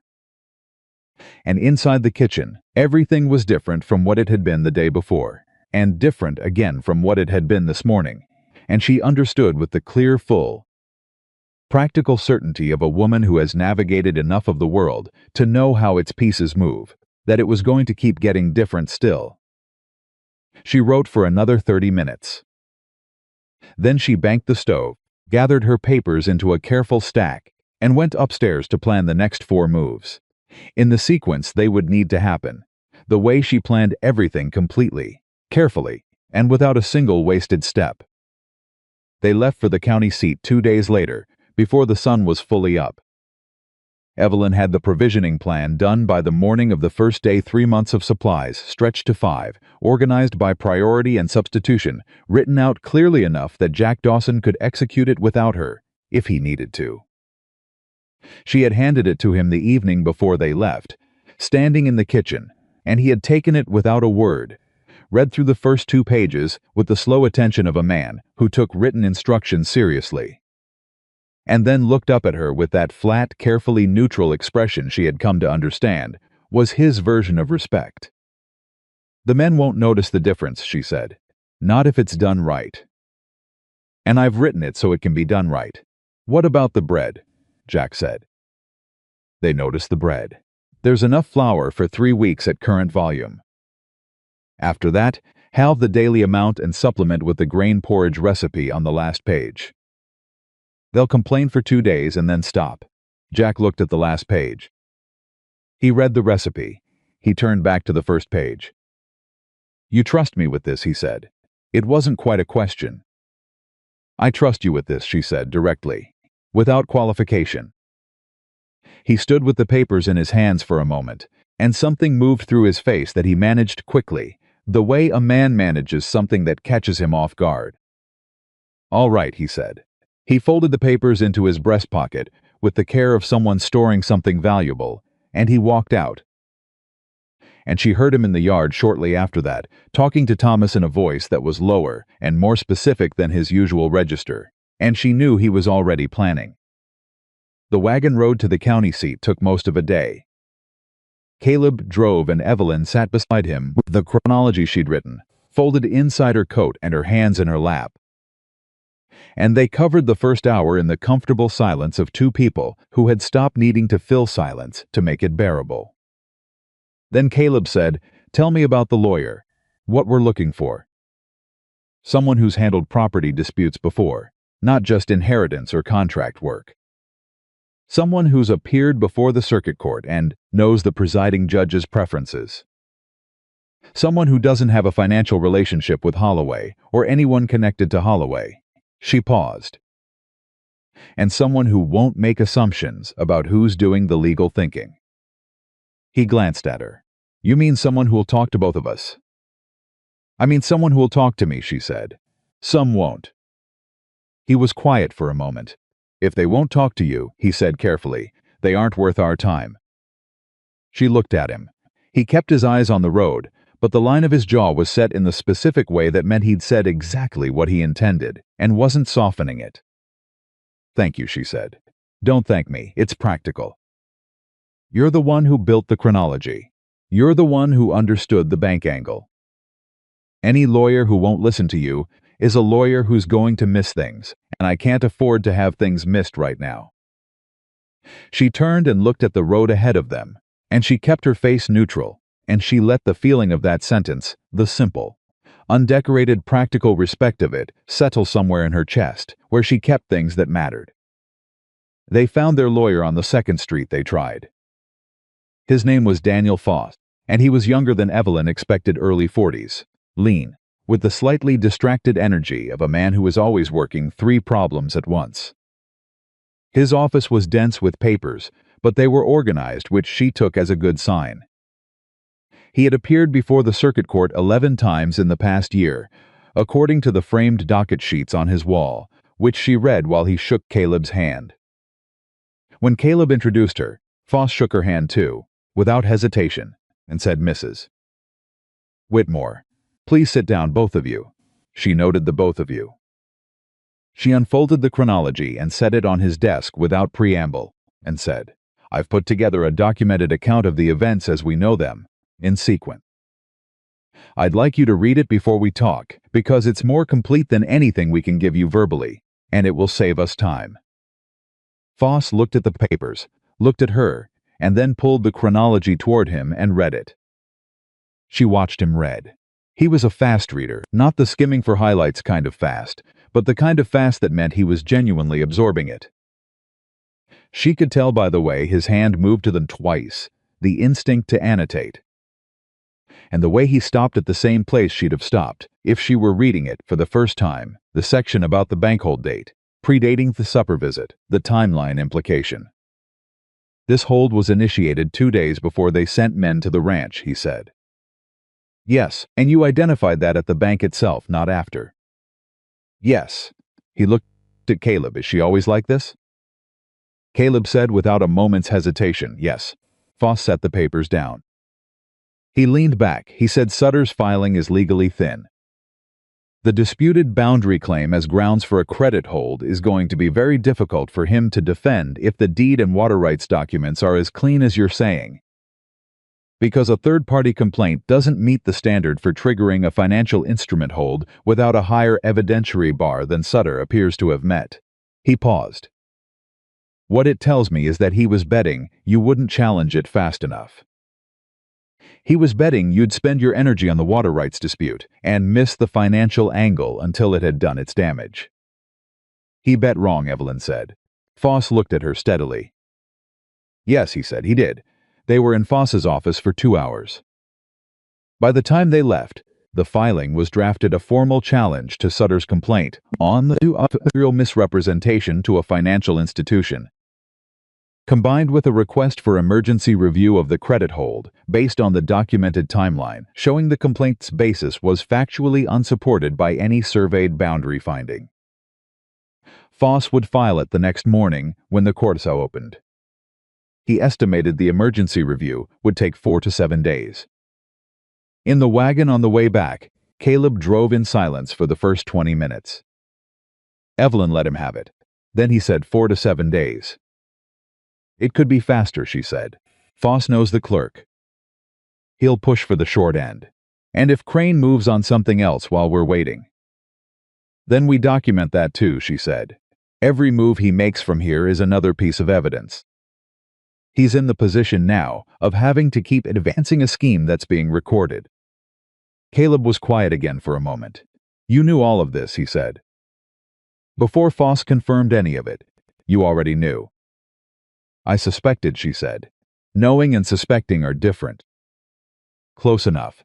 He shifted the reins from one hand to the other. Where did you? He stopped. Started differently. The lawyer in Wichita. The one whose files you managed. Henry Alderton, she said. He did property law, mostly. Wills, deeds, land transactions. But he also handled 2 dispute cases in the 4 years I was there, and I watched him build both cases from the beginning. You learn the shape of how these things work when you're in the room while someone's working them. He was lucky to have you. He paid me $6 a month and let me sleep in the storage room off the kitchen. A silence. That's not what I meant, Caleb said quietly. I know, she said. I know what you meant. The road stretched out ahead of them, and the afternoon light was the particular quality of late-day light in Montana that has no equivalent anywhere else. She'd been clean and angled, and somehow both warm and clear at once. She did not comment on it. She sat with her hands in her lap and let the miles pass. After a while, Caleb said my wife's name was Clara. She did not respond immediately. She understood he hadn't said it as information. He'd said it because he was finally somewhere in himself where saying it felt possible. Tell me about her, Evelyn said. And he did. Not all at once, not in a flood. Whitmore was not a man given to floods of anything. But steadily, carefully, in the way he did things, he told her about Clara. How she had come to the ranch as a young woman, barely 20, and had not been afraid of a single thing about it. Not the work or the isolation or the roughness of the first years when the ranch was barely holding. How she had run the kitchen like it was a headquarters, which in many ways it had been. How she had died fever, fast, 6 days from the first symptoms to the last breath, and how the ranch had gone on existing after that, in the mechanical way things exist when the heart has been removed from them. I didn't understand what she held together, he said. Not until it was gone, and I couldn't find a way to put it back. Evelyn listened. The cooks who came after, he said. I know I was impossible to work for. I didn't want them there. I didn't want anyone in that kitchen. I wasn't rational about it. You were grieving, she said. I was terrible. Both things can be true. He looked at her briefly, sideways, and then back at the road. You're very easy to talk to, he said, and he sounded slightly surprised by it, as if he had not intended to arrive at this observation, but could not honestly avoid it. I've been told that before, she said, usually by people who'd been keeping something in for too long. He made a low sound that was almost a laugh.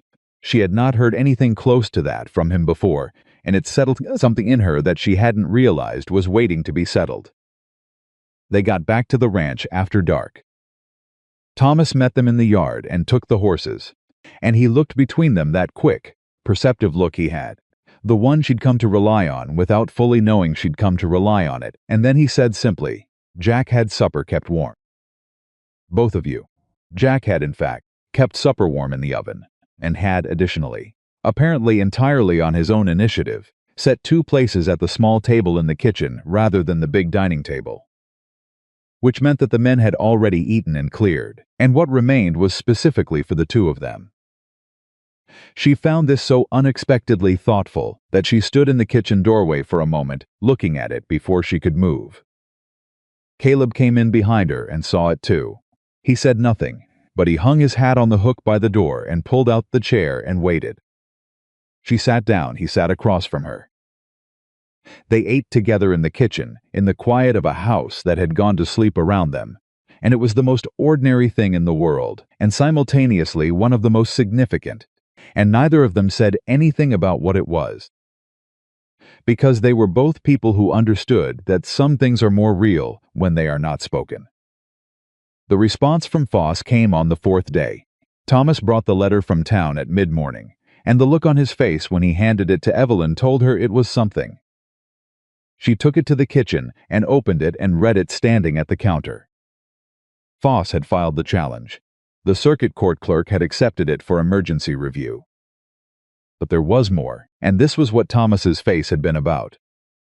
In the course of preparing the filing, Foss had discovered that Sutter had filed identical or near-identical complaints against 2 other ranches in the same county in the past 18 months. In both cases, the complaints had led to credit disruption, and in one case, the ranch had sold the disputed parcel within 3 months of the hold being placed. The second ranch had fought and lost. But here was what Foss had found. The lawyer who had represented that second ranch had not challenged the complaint's basis, he had only challenged the boundary claim itself, which was fighting on Sutter's chosen ground, which was what Sutter had counted on. Nobody in either case had challenged the mechanism. Nobody had argued that the complaint was a fraudulent misrepresentation to a financial institution. Nobody had come at it from the angle Evelyn had identified in Aldridge's store. Foss believed they had a substantially stronger case than either previous target, and more, he believed the pattern across 3 properties constituted evidence of a coordinated scheme, which elevated the matter from a property dispute to something with potential criminal implications for both, and, depending on what could be shown about his direction, Gerald Crane. Evelyn set the letter down on the counter. She stood very still for a moment, thinking through what this meant in sequence. Then she went to find Caleb. He was in the near barn, she thought, and he wasn't alone. Jack Dawson was with him, and 2 of the older ranch hands, and they were standing in a loose group, with the particular posture of men who have been talking about something serious. They stopped when she appeared in the doorway. She looked at Caleb. I need to show you this letter now, if you can. He read her tone and excused himself from the group without ceremony, and she handed him the letter in the yard and stood while he read it. She watched his face. He was still for most of it. Then near the bottom, something shifted, his jaw tightened, and his eyes moved through a particular sequence she'd come to recognize. The sequence of a man who is absorbing something that makes him angry and is deciding where to put the anger so it becomes useful. 2 other ranches, he said, and at least 1 sale of a parcel under pressure. Henderson, he said, and something dark moved through his voice. The Henderson East Quarter. I heard they sold that parcel a year ago. Didn't know why. Now you do. He looked up from the letter. This is enough for a criminal filing. Foss thinks potentially, yes. It depends on what we can show about Crane's involvement in directing Sutter, whether they can demonstrate this was coordinated, rather than independent actions, by Sutter. Crane directed it, Caleb said. I'd stake everything I own on that. Staking what you own is exactly what we need to avoid, she said. We need to prove it. He handed the letter back to her. He looked at the ground for a moment, and she recognized what he was working through the scale of it, the fact that this was larger than he had understood. The particular anger of discovering that something you thought was targeted at you was actually part of a pattern that other people had been damaged by the same mechanism, and nobody had stopped it. I want to go back to the county seat, he said. I thought you would. Can you leave tomorrow morning? I can leave this afternoon if you need. He looked at her. Tomorrow morning, he said. I want to bring documentation from the Henderson sale if I can get it. I know old Henderson, he'll talk to me. That's good thinking, she said. He started to turn, then stopped. Evelyn, she looked at him. I want to say something, he said. And the quality of his voice had changed, not the property discussion voice, not the managerial voice, something underneath those. All right, she said. When I wrote to the matrimonial agency, he said, I told them I needed a practical woman. I wrote a list of practical requirements. I've been thinking about that letter for the past 4 days. And it was the most inadequate thing I've ever written, he said. And I write fence contracts, so that's saying something. She kept her face still, but something behind her sternum did a thing she hadn't expected. You came here, he said, and in 4 days you did more this ranch than I've managed in 5 years of running it alone. Not because you cooked better than the other people I brought in.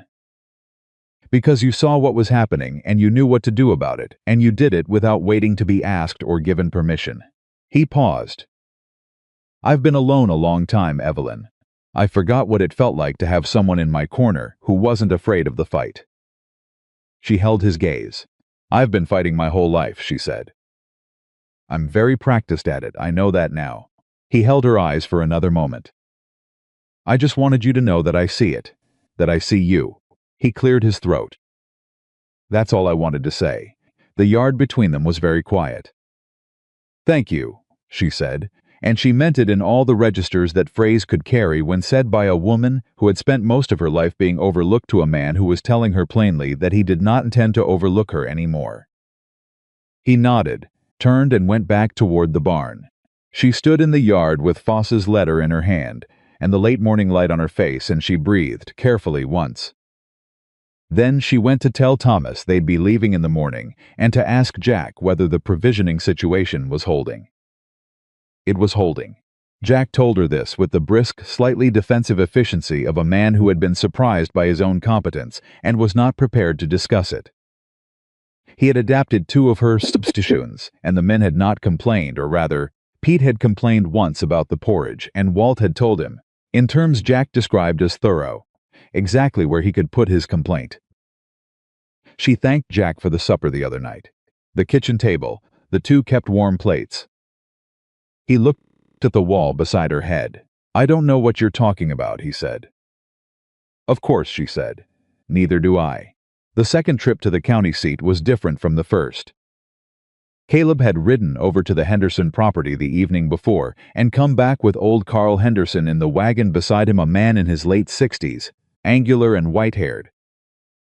With the compressed grief of someone who had sold something he loved, under conditions he hadn't fully understood.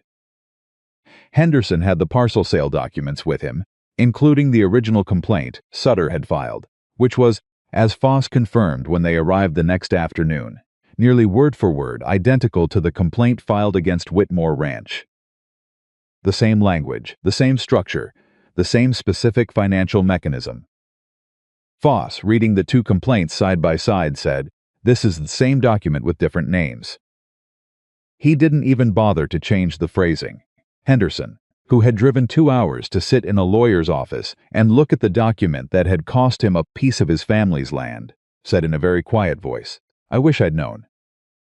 I wish I had known there was someone to fight it. Evelyn, sitting beside him, said, You know now. and your document makes our case substantially stronger. It means Crane and Sutter can't claim independent action. This is a pattern, and patterns are how courts understand intent." Henderson looked at her. He had not known who she was when Caleb brought him, and she had watched him, during the wagon ride, quietly recalibrate, not with hostility, but with the cautious uncertainty of an older man encountering something his categories didn't quite accommodate. A large woman in a plain dress, sitting in a lawyer's office, talking about legal strategy with the confidence of someone who lived in that territory. "You understand all this?" he asked, not unkindly, just honestly. "I do," she said, equally honestly. He nodded slowly. Then he said, "Caleb's lucky to have you." It was the second time in a week that a man had said something close to that, and the second time she had let it settle without deflecting it. "I'm fairly lucky too," she said. Foss filed the amended complaint that afternoon, now incorporating the Henderson documents, the pattern evidence, and a formal request for the circuit court to examine the coordinated nature of Sutter's filings. He also sent a letter to the Territorial Bank directly, to Prescott, noting that the basis for the credit hold had been filed as part of a documented pattern of misrepresentation, and that the bank's continued maintenance of the hold, in light of this information, might constitute participation in a civil harm. "That'll make Prescott very uncomfortable," Foss said with a small professional satisfaction. "That's the intention," Evelyn said. On the road home, Henderson rode with them for the first stretch before his road diverged west, and when he climbed down from the wagon at the fork, he shook Caleb's hand and then turned to Evelyn and tipped his hat. It was a small thing. It was not a small thing. She thanked him and watched him drive away, and then she and Caleb continued on in the direction of Whitmore Ranch, and the afternoon shifted into early evening around them, and Caleb said, after a while, "He tipped his hat to you." He did. Carl Henderson hasn't tipped his hat to a woman since his wife passed. That was 7 years ago. I know because he told me once. She looked at the road ahead of them. "People surprise you," she said, "when you give them the chance." He made that almost law sound again, the one she'd heard the first time on the road back from the first county seat trip, and she found she had already assigned it a particular value in the taxonomy of sounds that Caleb Whitmore made. They were 2 miles from the ranch when the other wagon appeared on the road ahead of them. It was coming toward them, and it was moving fast for a road this width. And as it got closer, Evelyn could see that the driver was one of the Holloway hands. She recognized the particular cut of the jacket from the night at supper, and beside him sat a man she hadn't seen before. Well dressed for a ranch road, coat that belonged in an office.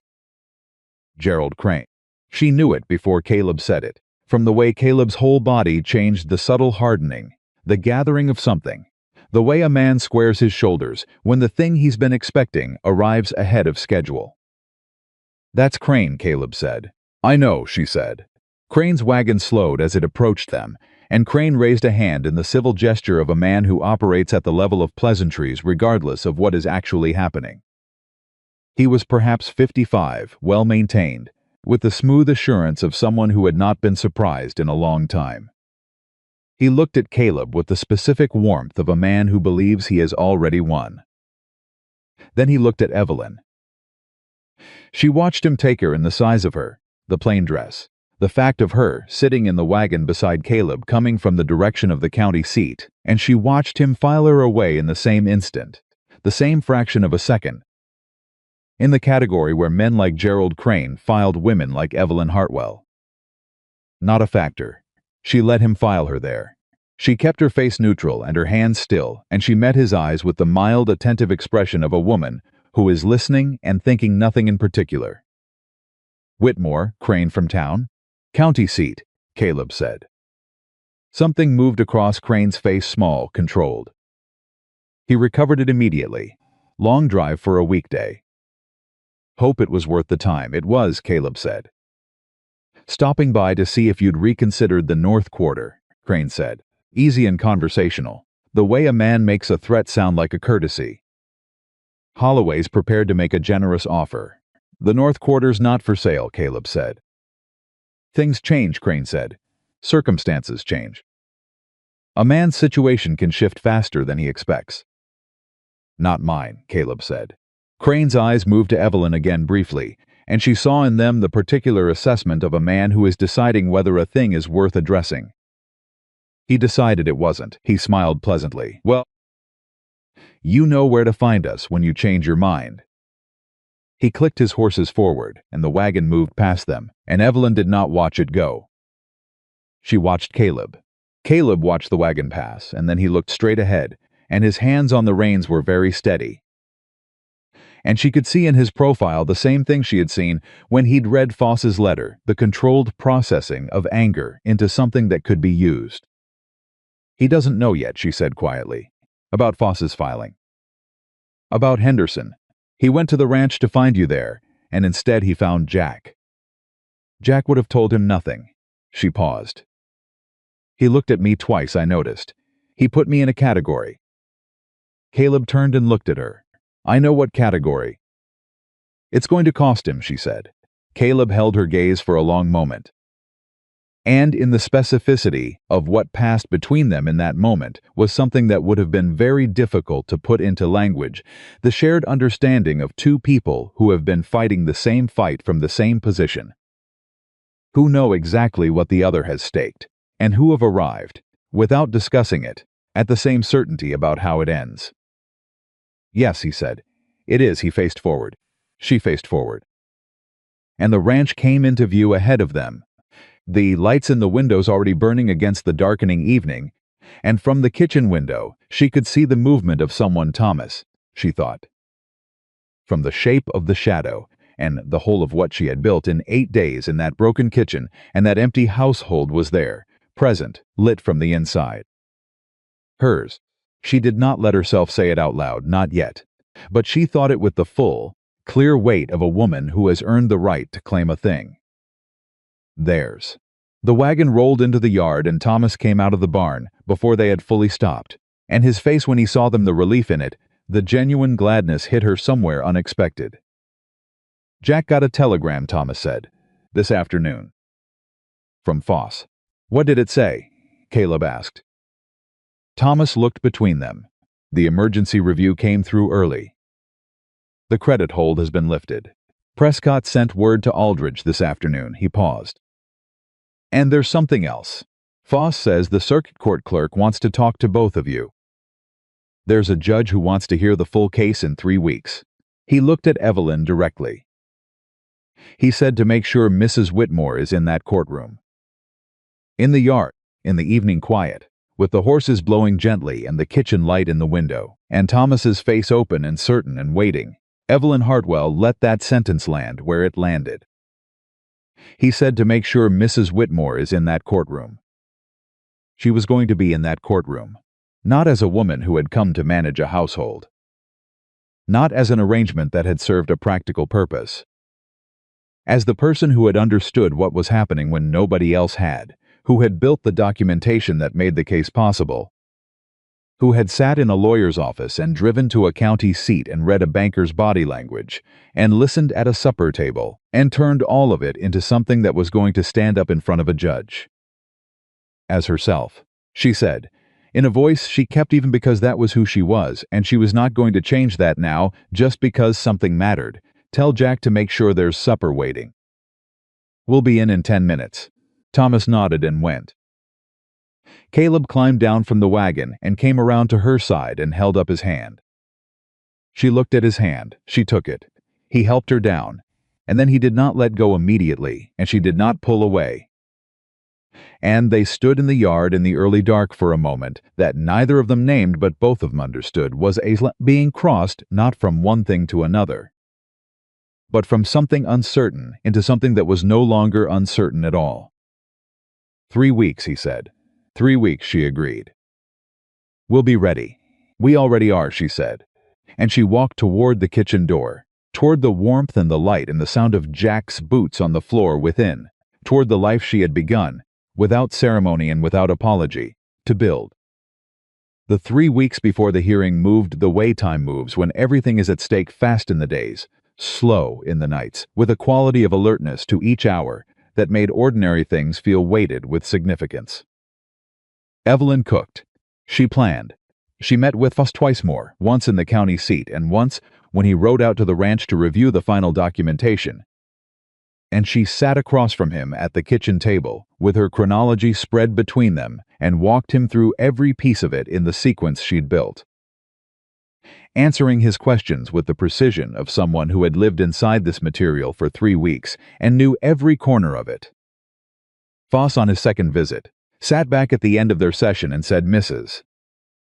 Whitmore, I want to ask you something directly. Go ahead." When the judge asks questions, and he will, the circuit judge in this district asks questions. He doesn't sit quiet. Are you prepared to answer them? In the courtroom, on the record. She looked at him steadily. Is that an unusual thing to ask? For most wives who've helped with case preparation, yes. Then I'm an unusual wife, she said, and yes, I'm prepared. Foss nodded once, with the small satisfied expression of a man who had hoped for that answer. Good, he said, because the pattern evidence is strongest when it's explained by the person who found it, and you found it. Caleb, who had been sitting at the end of the table throughout this exchange, said nothing. But when Foss rode out an hour later and the yard was quiet again, he came into the kitchen, where Evelyn was putting the papers back in order, and he said, without preamble, I want to talk about the name. She kept organizing the papers. Which name? The one you used at the bank, he said. Evelyn Whitmore. She set the papers down and turned to look at him. He was standing in the kitchen with his hat in his hands, and he had the specific look of a man who had been working up to something for longer than he wanted to admit, and had decided that working up to it was taking more energy than just saying it. We signed papers through the agency, he said. We have a legal arrangement. But we haven't, he stopped. Try it again. I'd like to do it properly. Before the hearing, if you're willing. She looked at him for a long moment. Are you asking me to marry you, Caleb? He met her eyes. Yes, he said, I am. The kitchen was very quiet. You're not asking because of the hearing, she said. It was not a question. No, he said, I'm asking because of the past 3 weeks. Because of the wagon road and the bank and the supper table and Foss's office and the night you sat in this kitchen until midnight building a case for a ranch that wasn't yours yet. He paused. Because of a lot of things I didn't expect and should have. She thought about the night she'd arrived, the laughter at the gate, the broken kitchen and the near-empty shelves and the narrow bed at the end of the hall where she'd lain in the dark and told herself she could build something here. She thought about every incremental moment between then and this one, Jack and the hooks, Thomas and the stool, Walt with his eyes closed over the soup, the word bank, the wagon road to the county seat, Caleb's hand holding hers in the dark of the yard. She thought about Clara, who had run this kitchen before her, and about the grief that had emptied it, and about what it meant that a man who had closed himself against that grief for 5 years was standing in front of her with his hat in his hands, asking her to stay. Yes, she said, I'm willing. He exhaled a slow, controlled breath, but she heard what was in it. Before the hearing, he said. Before the hearing, she agreed.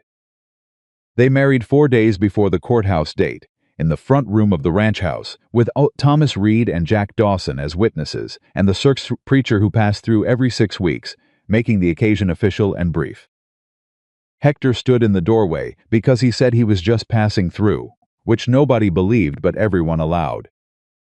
Pete stood beside Hector, with his hat held in both hands, and the expression of a young man encountering something that was restructuring his understanding of several things at once. The preacher asked the questions. They answered them. Caleb put a ring on her finger, plain silver, his mother's, which he had retrieved from the small box in his desk drawer the morning of the ceremony and presented to her without ceremony, just held it out in his palm and let her take it. She put it on herself. When the preacher said they were married, Thomas said yes under his breath, like the answer to a question he'd been carrying. Jack shook Caleb's hand. Then he turned to Evelyn, and he extended his hand to her too, and when she shook it, he held it for just a moment longer than a handshake required, and he said, very quietly, Welcome home, Mrs. Whitmore. She was not going to cry in the front room of the ranch house in front of Jack Dawson. She was absolutely not going to do that. Thank you, Jack, she said, in a voice that was perfectly even. He let go of her hand and walked out to the yard, and she was fairly certain, from the particular angle of his shoulders, that he was doing the same work she was. The night before the hearing, Evelyn could not sleep.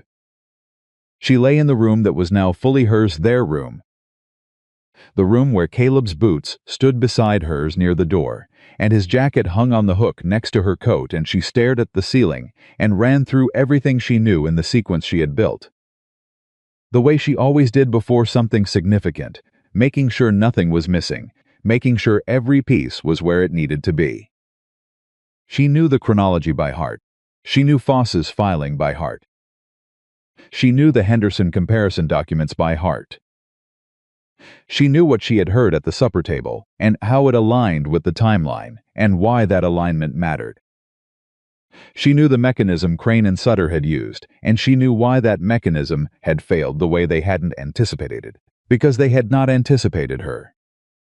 That was the thing, the center of it, the piece she kept returning to. Gerald Crane had designed a scheme that worked on a specific assumption, that the person running the Whitmore household would be, at most, a woman who managed food and domestics and left the financial and legal territory to the man she worked for. That she would hear the word bank at the supper table and not understand what it meant. That she would see a credit hold arrive and accept it as a fact of circumstances rather than an action to be countered. That she would be, in the most complete sense of the word, not a factor. He had not been wrong to make that assumption based on what he knew.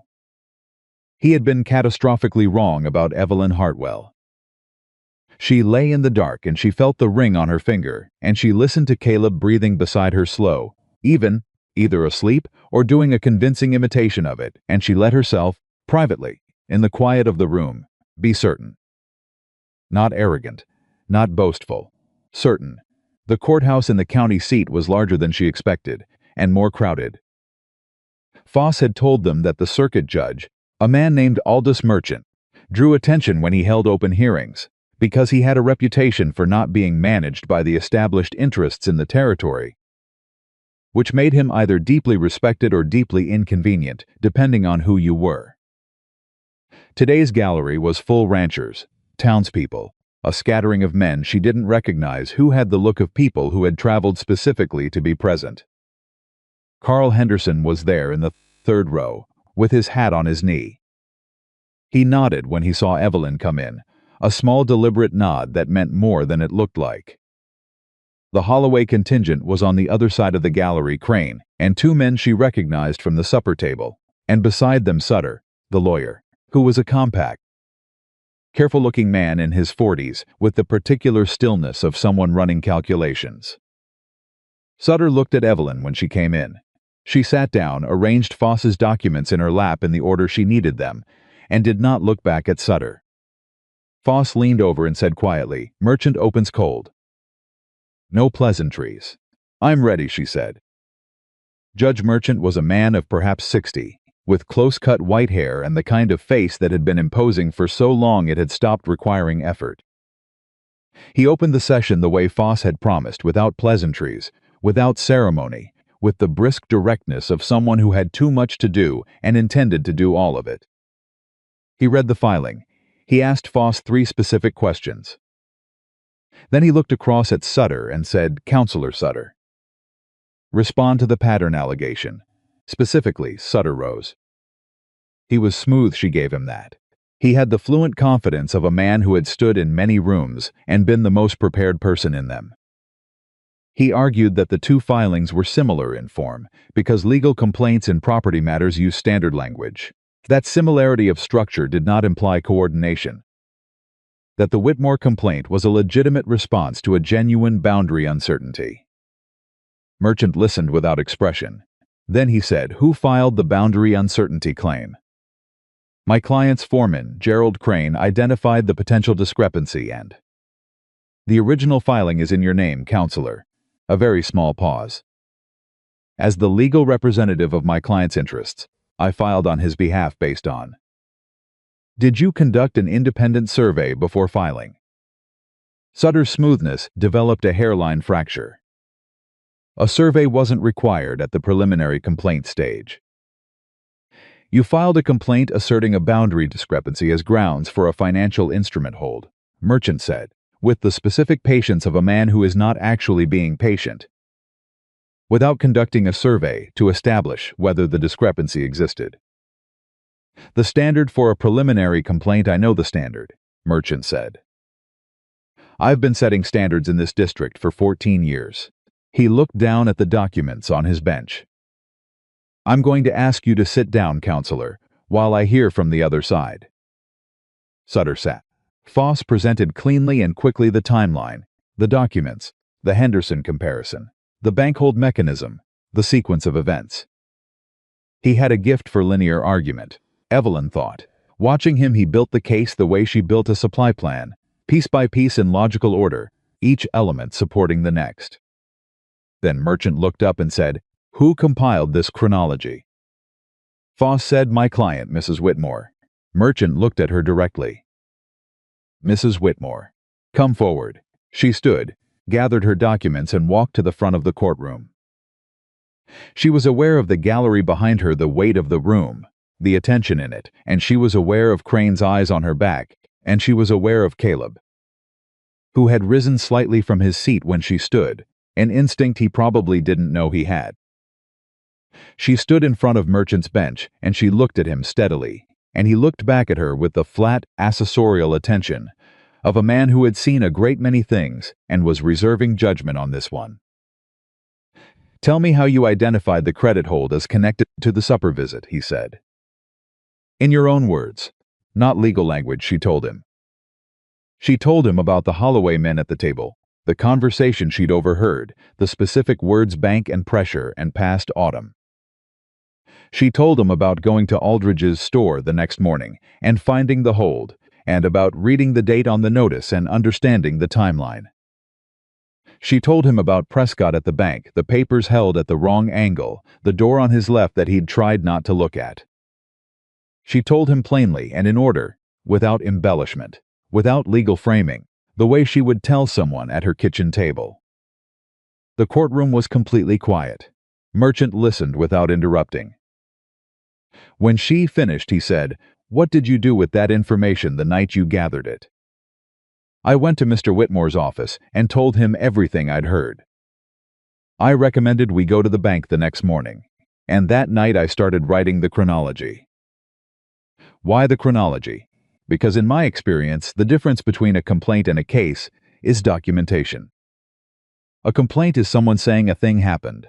A case is a record of why you know a thing happened, in the sequence it happened, with the evidence attached to each step. She paused. "If this ever came before a judge, I wanted every step to be visible."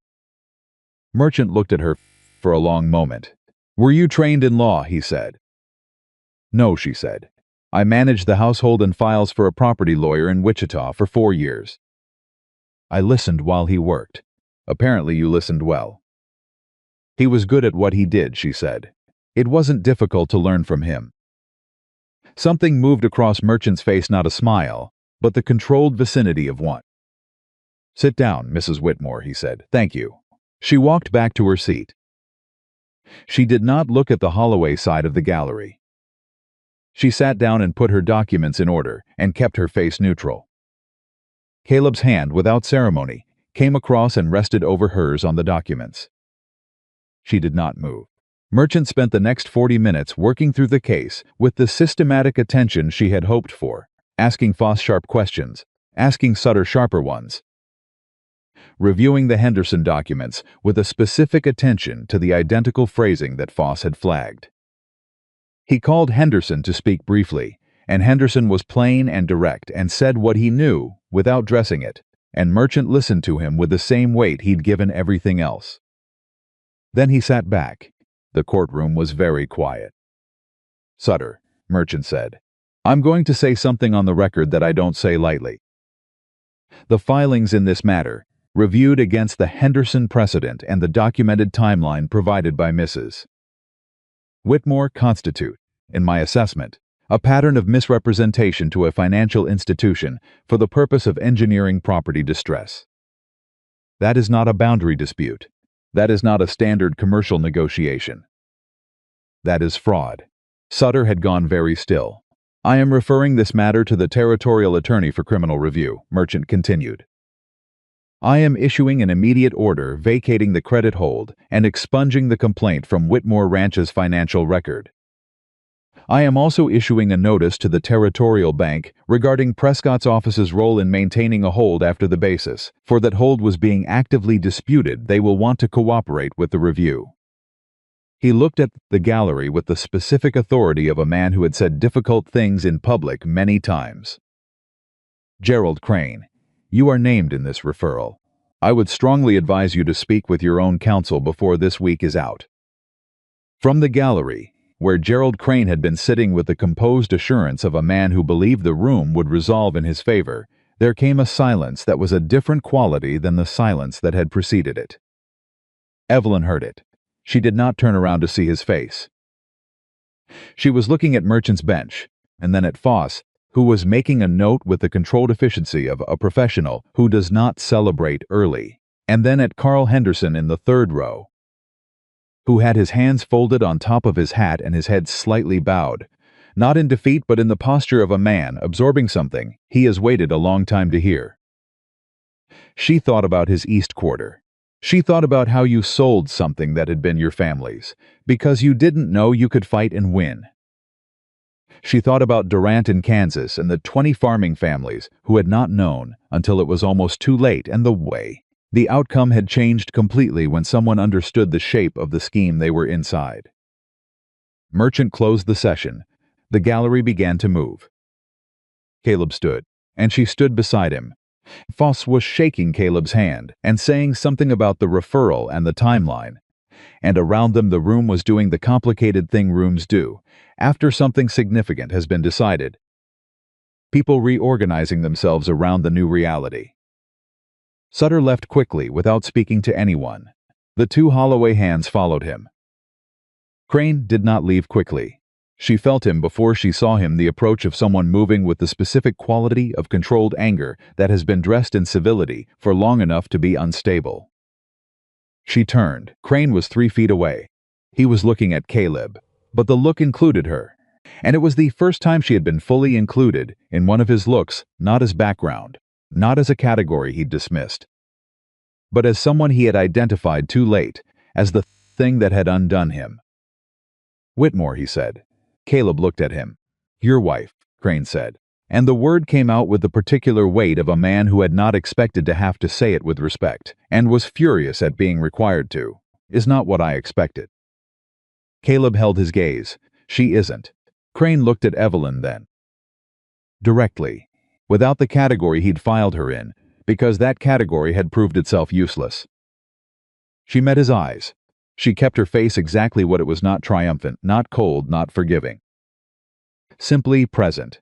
Simply the woman who had sat at his adversary's supper table and listened and understood and built the thing that had just been read into the record of a territorial court. Crane said nothing more. He turned and walked out. The ride home was different from any of the rides before it. Henderson had clasped her hand at the courthouse door and said, in a voice that was thick with more than he could say cleanly, my daughter's land. Maybe there's a way to get it looked at again, with all this on the record. Talk to Foss, she said. What's been exposed changes the legal landscape. There may be remedies. His eyes were bright in the particular way of old men who have kept hope smaller than it wanted to be for a long time and then find it expanding again against their expectation. He nodded and let her hand go and walked toward his own wagon, and she watched him for a moment before she turned to find Caleb. He was waiting at their wagon. He watched her cross the courthouse yard toward him.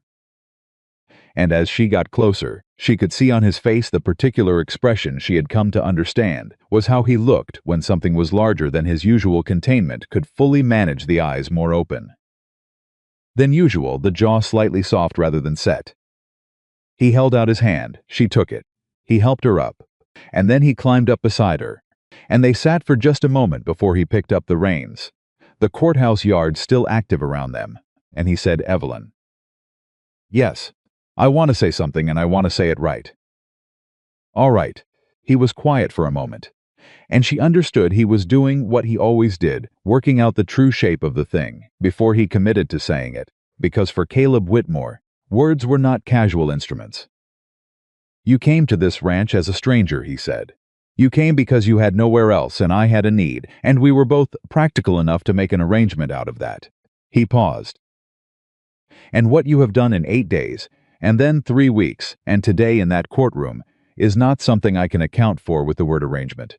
He turned and looked at her. "What you have done is build something here, in this ranch, in this household, in me. And I am not a man who says things like that. But I am also not a man who fails to say something true when he knows it's true, and the person it's true about is sitting right next to him." The yard was moving around them, and she did not see any of it. She looked at Caleb Whitmore, who had written a list of practical requirements, and gotten something he didn't have language for, and who was sitting beside her in the county seat, courthouse yard, telling her so in the plainest, most undecorated, most genuine way available to a man who had spent 5 years protecting himself from sincerity. "I love you," he said, and it landed between them like the first stone into still water, and the rings from it went outward in every direction. She thought about the wagon arriving at the ranch, the laughter, the broken kitchen, the night she'd lain on the narrow bed, and told herself she could build something here. She had not known that night what she was building. She knew now. "I love you too," she said. And she meant it in every register, those words carried for a woman who had spent her whole life being underestimated and had arrived, at 38, in the most unlikely place, to find that someone saw her completely and was not afraid of what they saw. He picked up the reins. They drove home. Thomas met them in the yard before the wagon had fully stopped. He had clearly been watching for them, and the look on his face when he read theirs told him what he needed to know before either of them spoke. He let out a breath and then recovered himself and said, in his best approximation of professional calm, "Jack's got supper on." "Jack cooked?" Evelyn said. "He said you'd be tired when you got back." Thomas paused. "He also said if you told anyone he said that, he'd deny it." "Sounds like Jack," Caleb said. Inside, the kitchen smelled of the bean and ham recipe she'd left written out for Jack, on the 3rd week of the provisioning plan, the one she'd marked as his best option for a full-table supper when supplies were at the rationing level. He had made it correctly. She could tell from the doorway that he had made it correctly, and the knowledge of that Jack Dawson, in her kitchen, making her recipe for the men she fed, keeping things running while she was gone, hit her somewhere she hadn't expected. Jack was at the stove when she came in, and he turned, and she looked at him, and he looked at her, and the question on his face was answered by her face before she said a word. He turned back to the stove. "Wash up," he said gruffly. "It's ready." The men came in for supper, and the table was loud that night. Thomas had told someone, or his face had, and word had moved around the ranch the way word always moved among men who lived in close proximity, which was faster than conversation and more complete than announcement. By the time they sat down, everyone knew. Pete was vibrating with something he was trying to manage into adulthood. Walt had the settled expression of a man whose assessment had been confirmed. Hector, at his end of the table, caught Evelyn's eye when she set the bread down and gave her the small, precise nod that she had come to understand was his version of a standing ovation. She sat at the table with the men not serving from the edges as she had in the first days, but at the table, in the place that was hers, and Caleb sat at the head, and the meal moved around them with the warmth of something earned. Pete, midway through supper, said to no one in particular, "Is Crane really going to be charged?" "That's for the territorial attorney to decide," Caleb said. "But it looked bad for him?" "It looked accurate," Evelyn said. "Which for Crane is worse than bad." A short silence.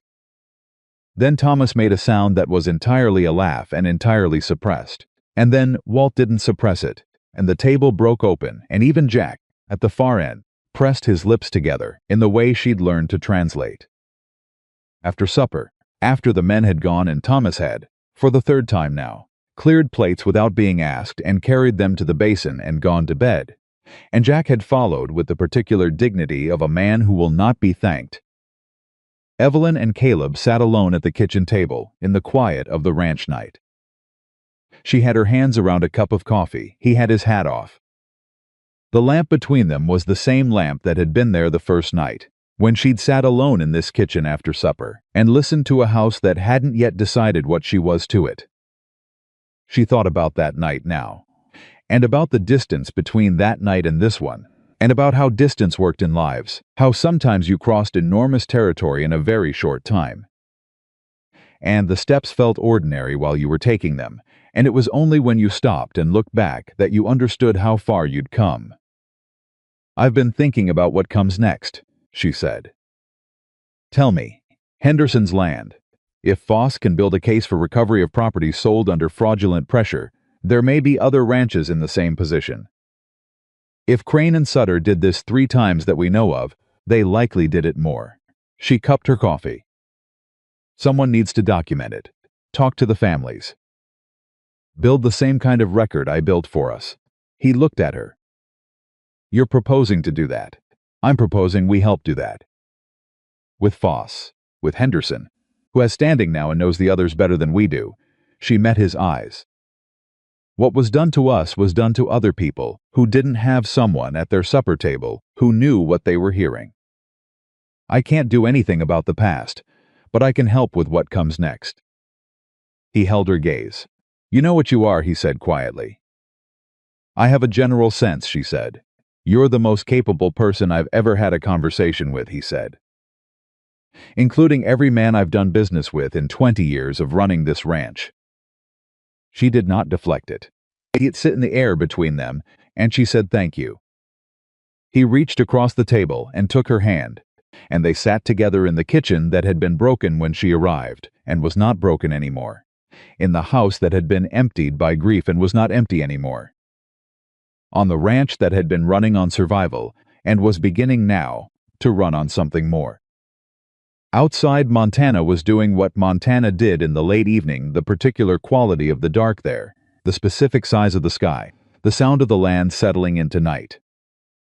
She did not need to look at it to know it.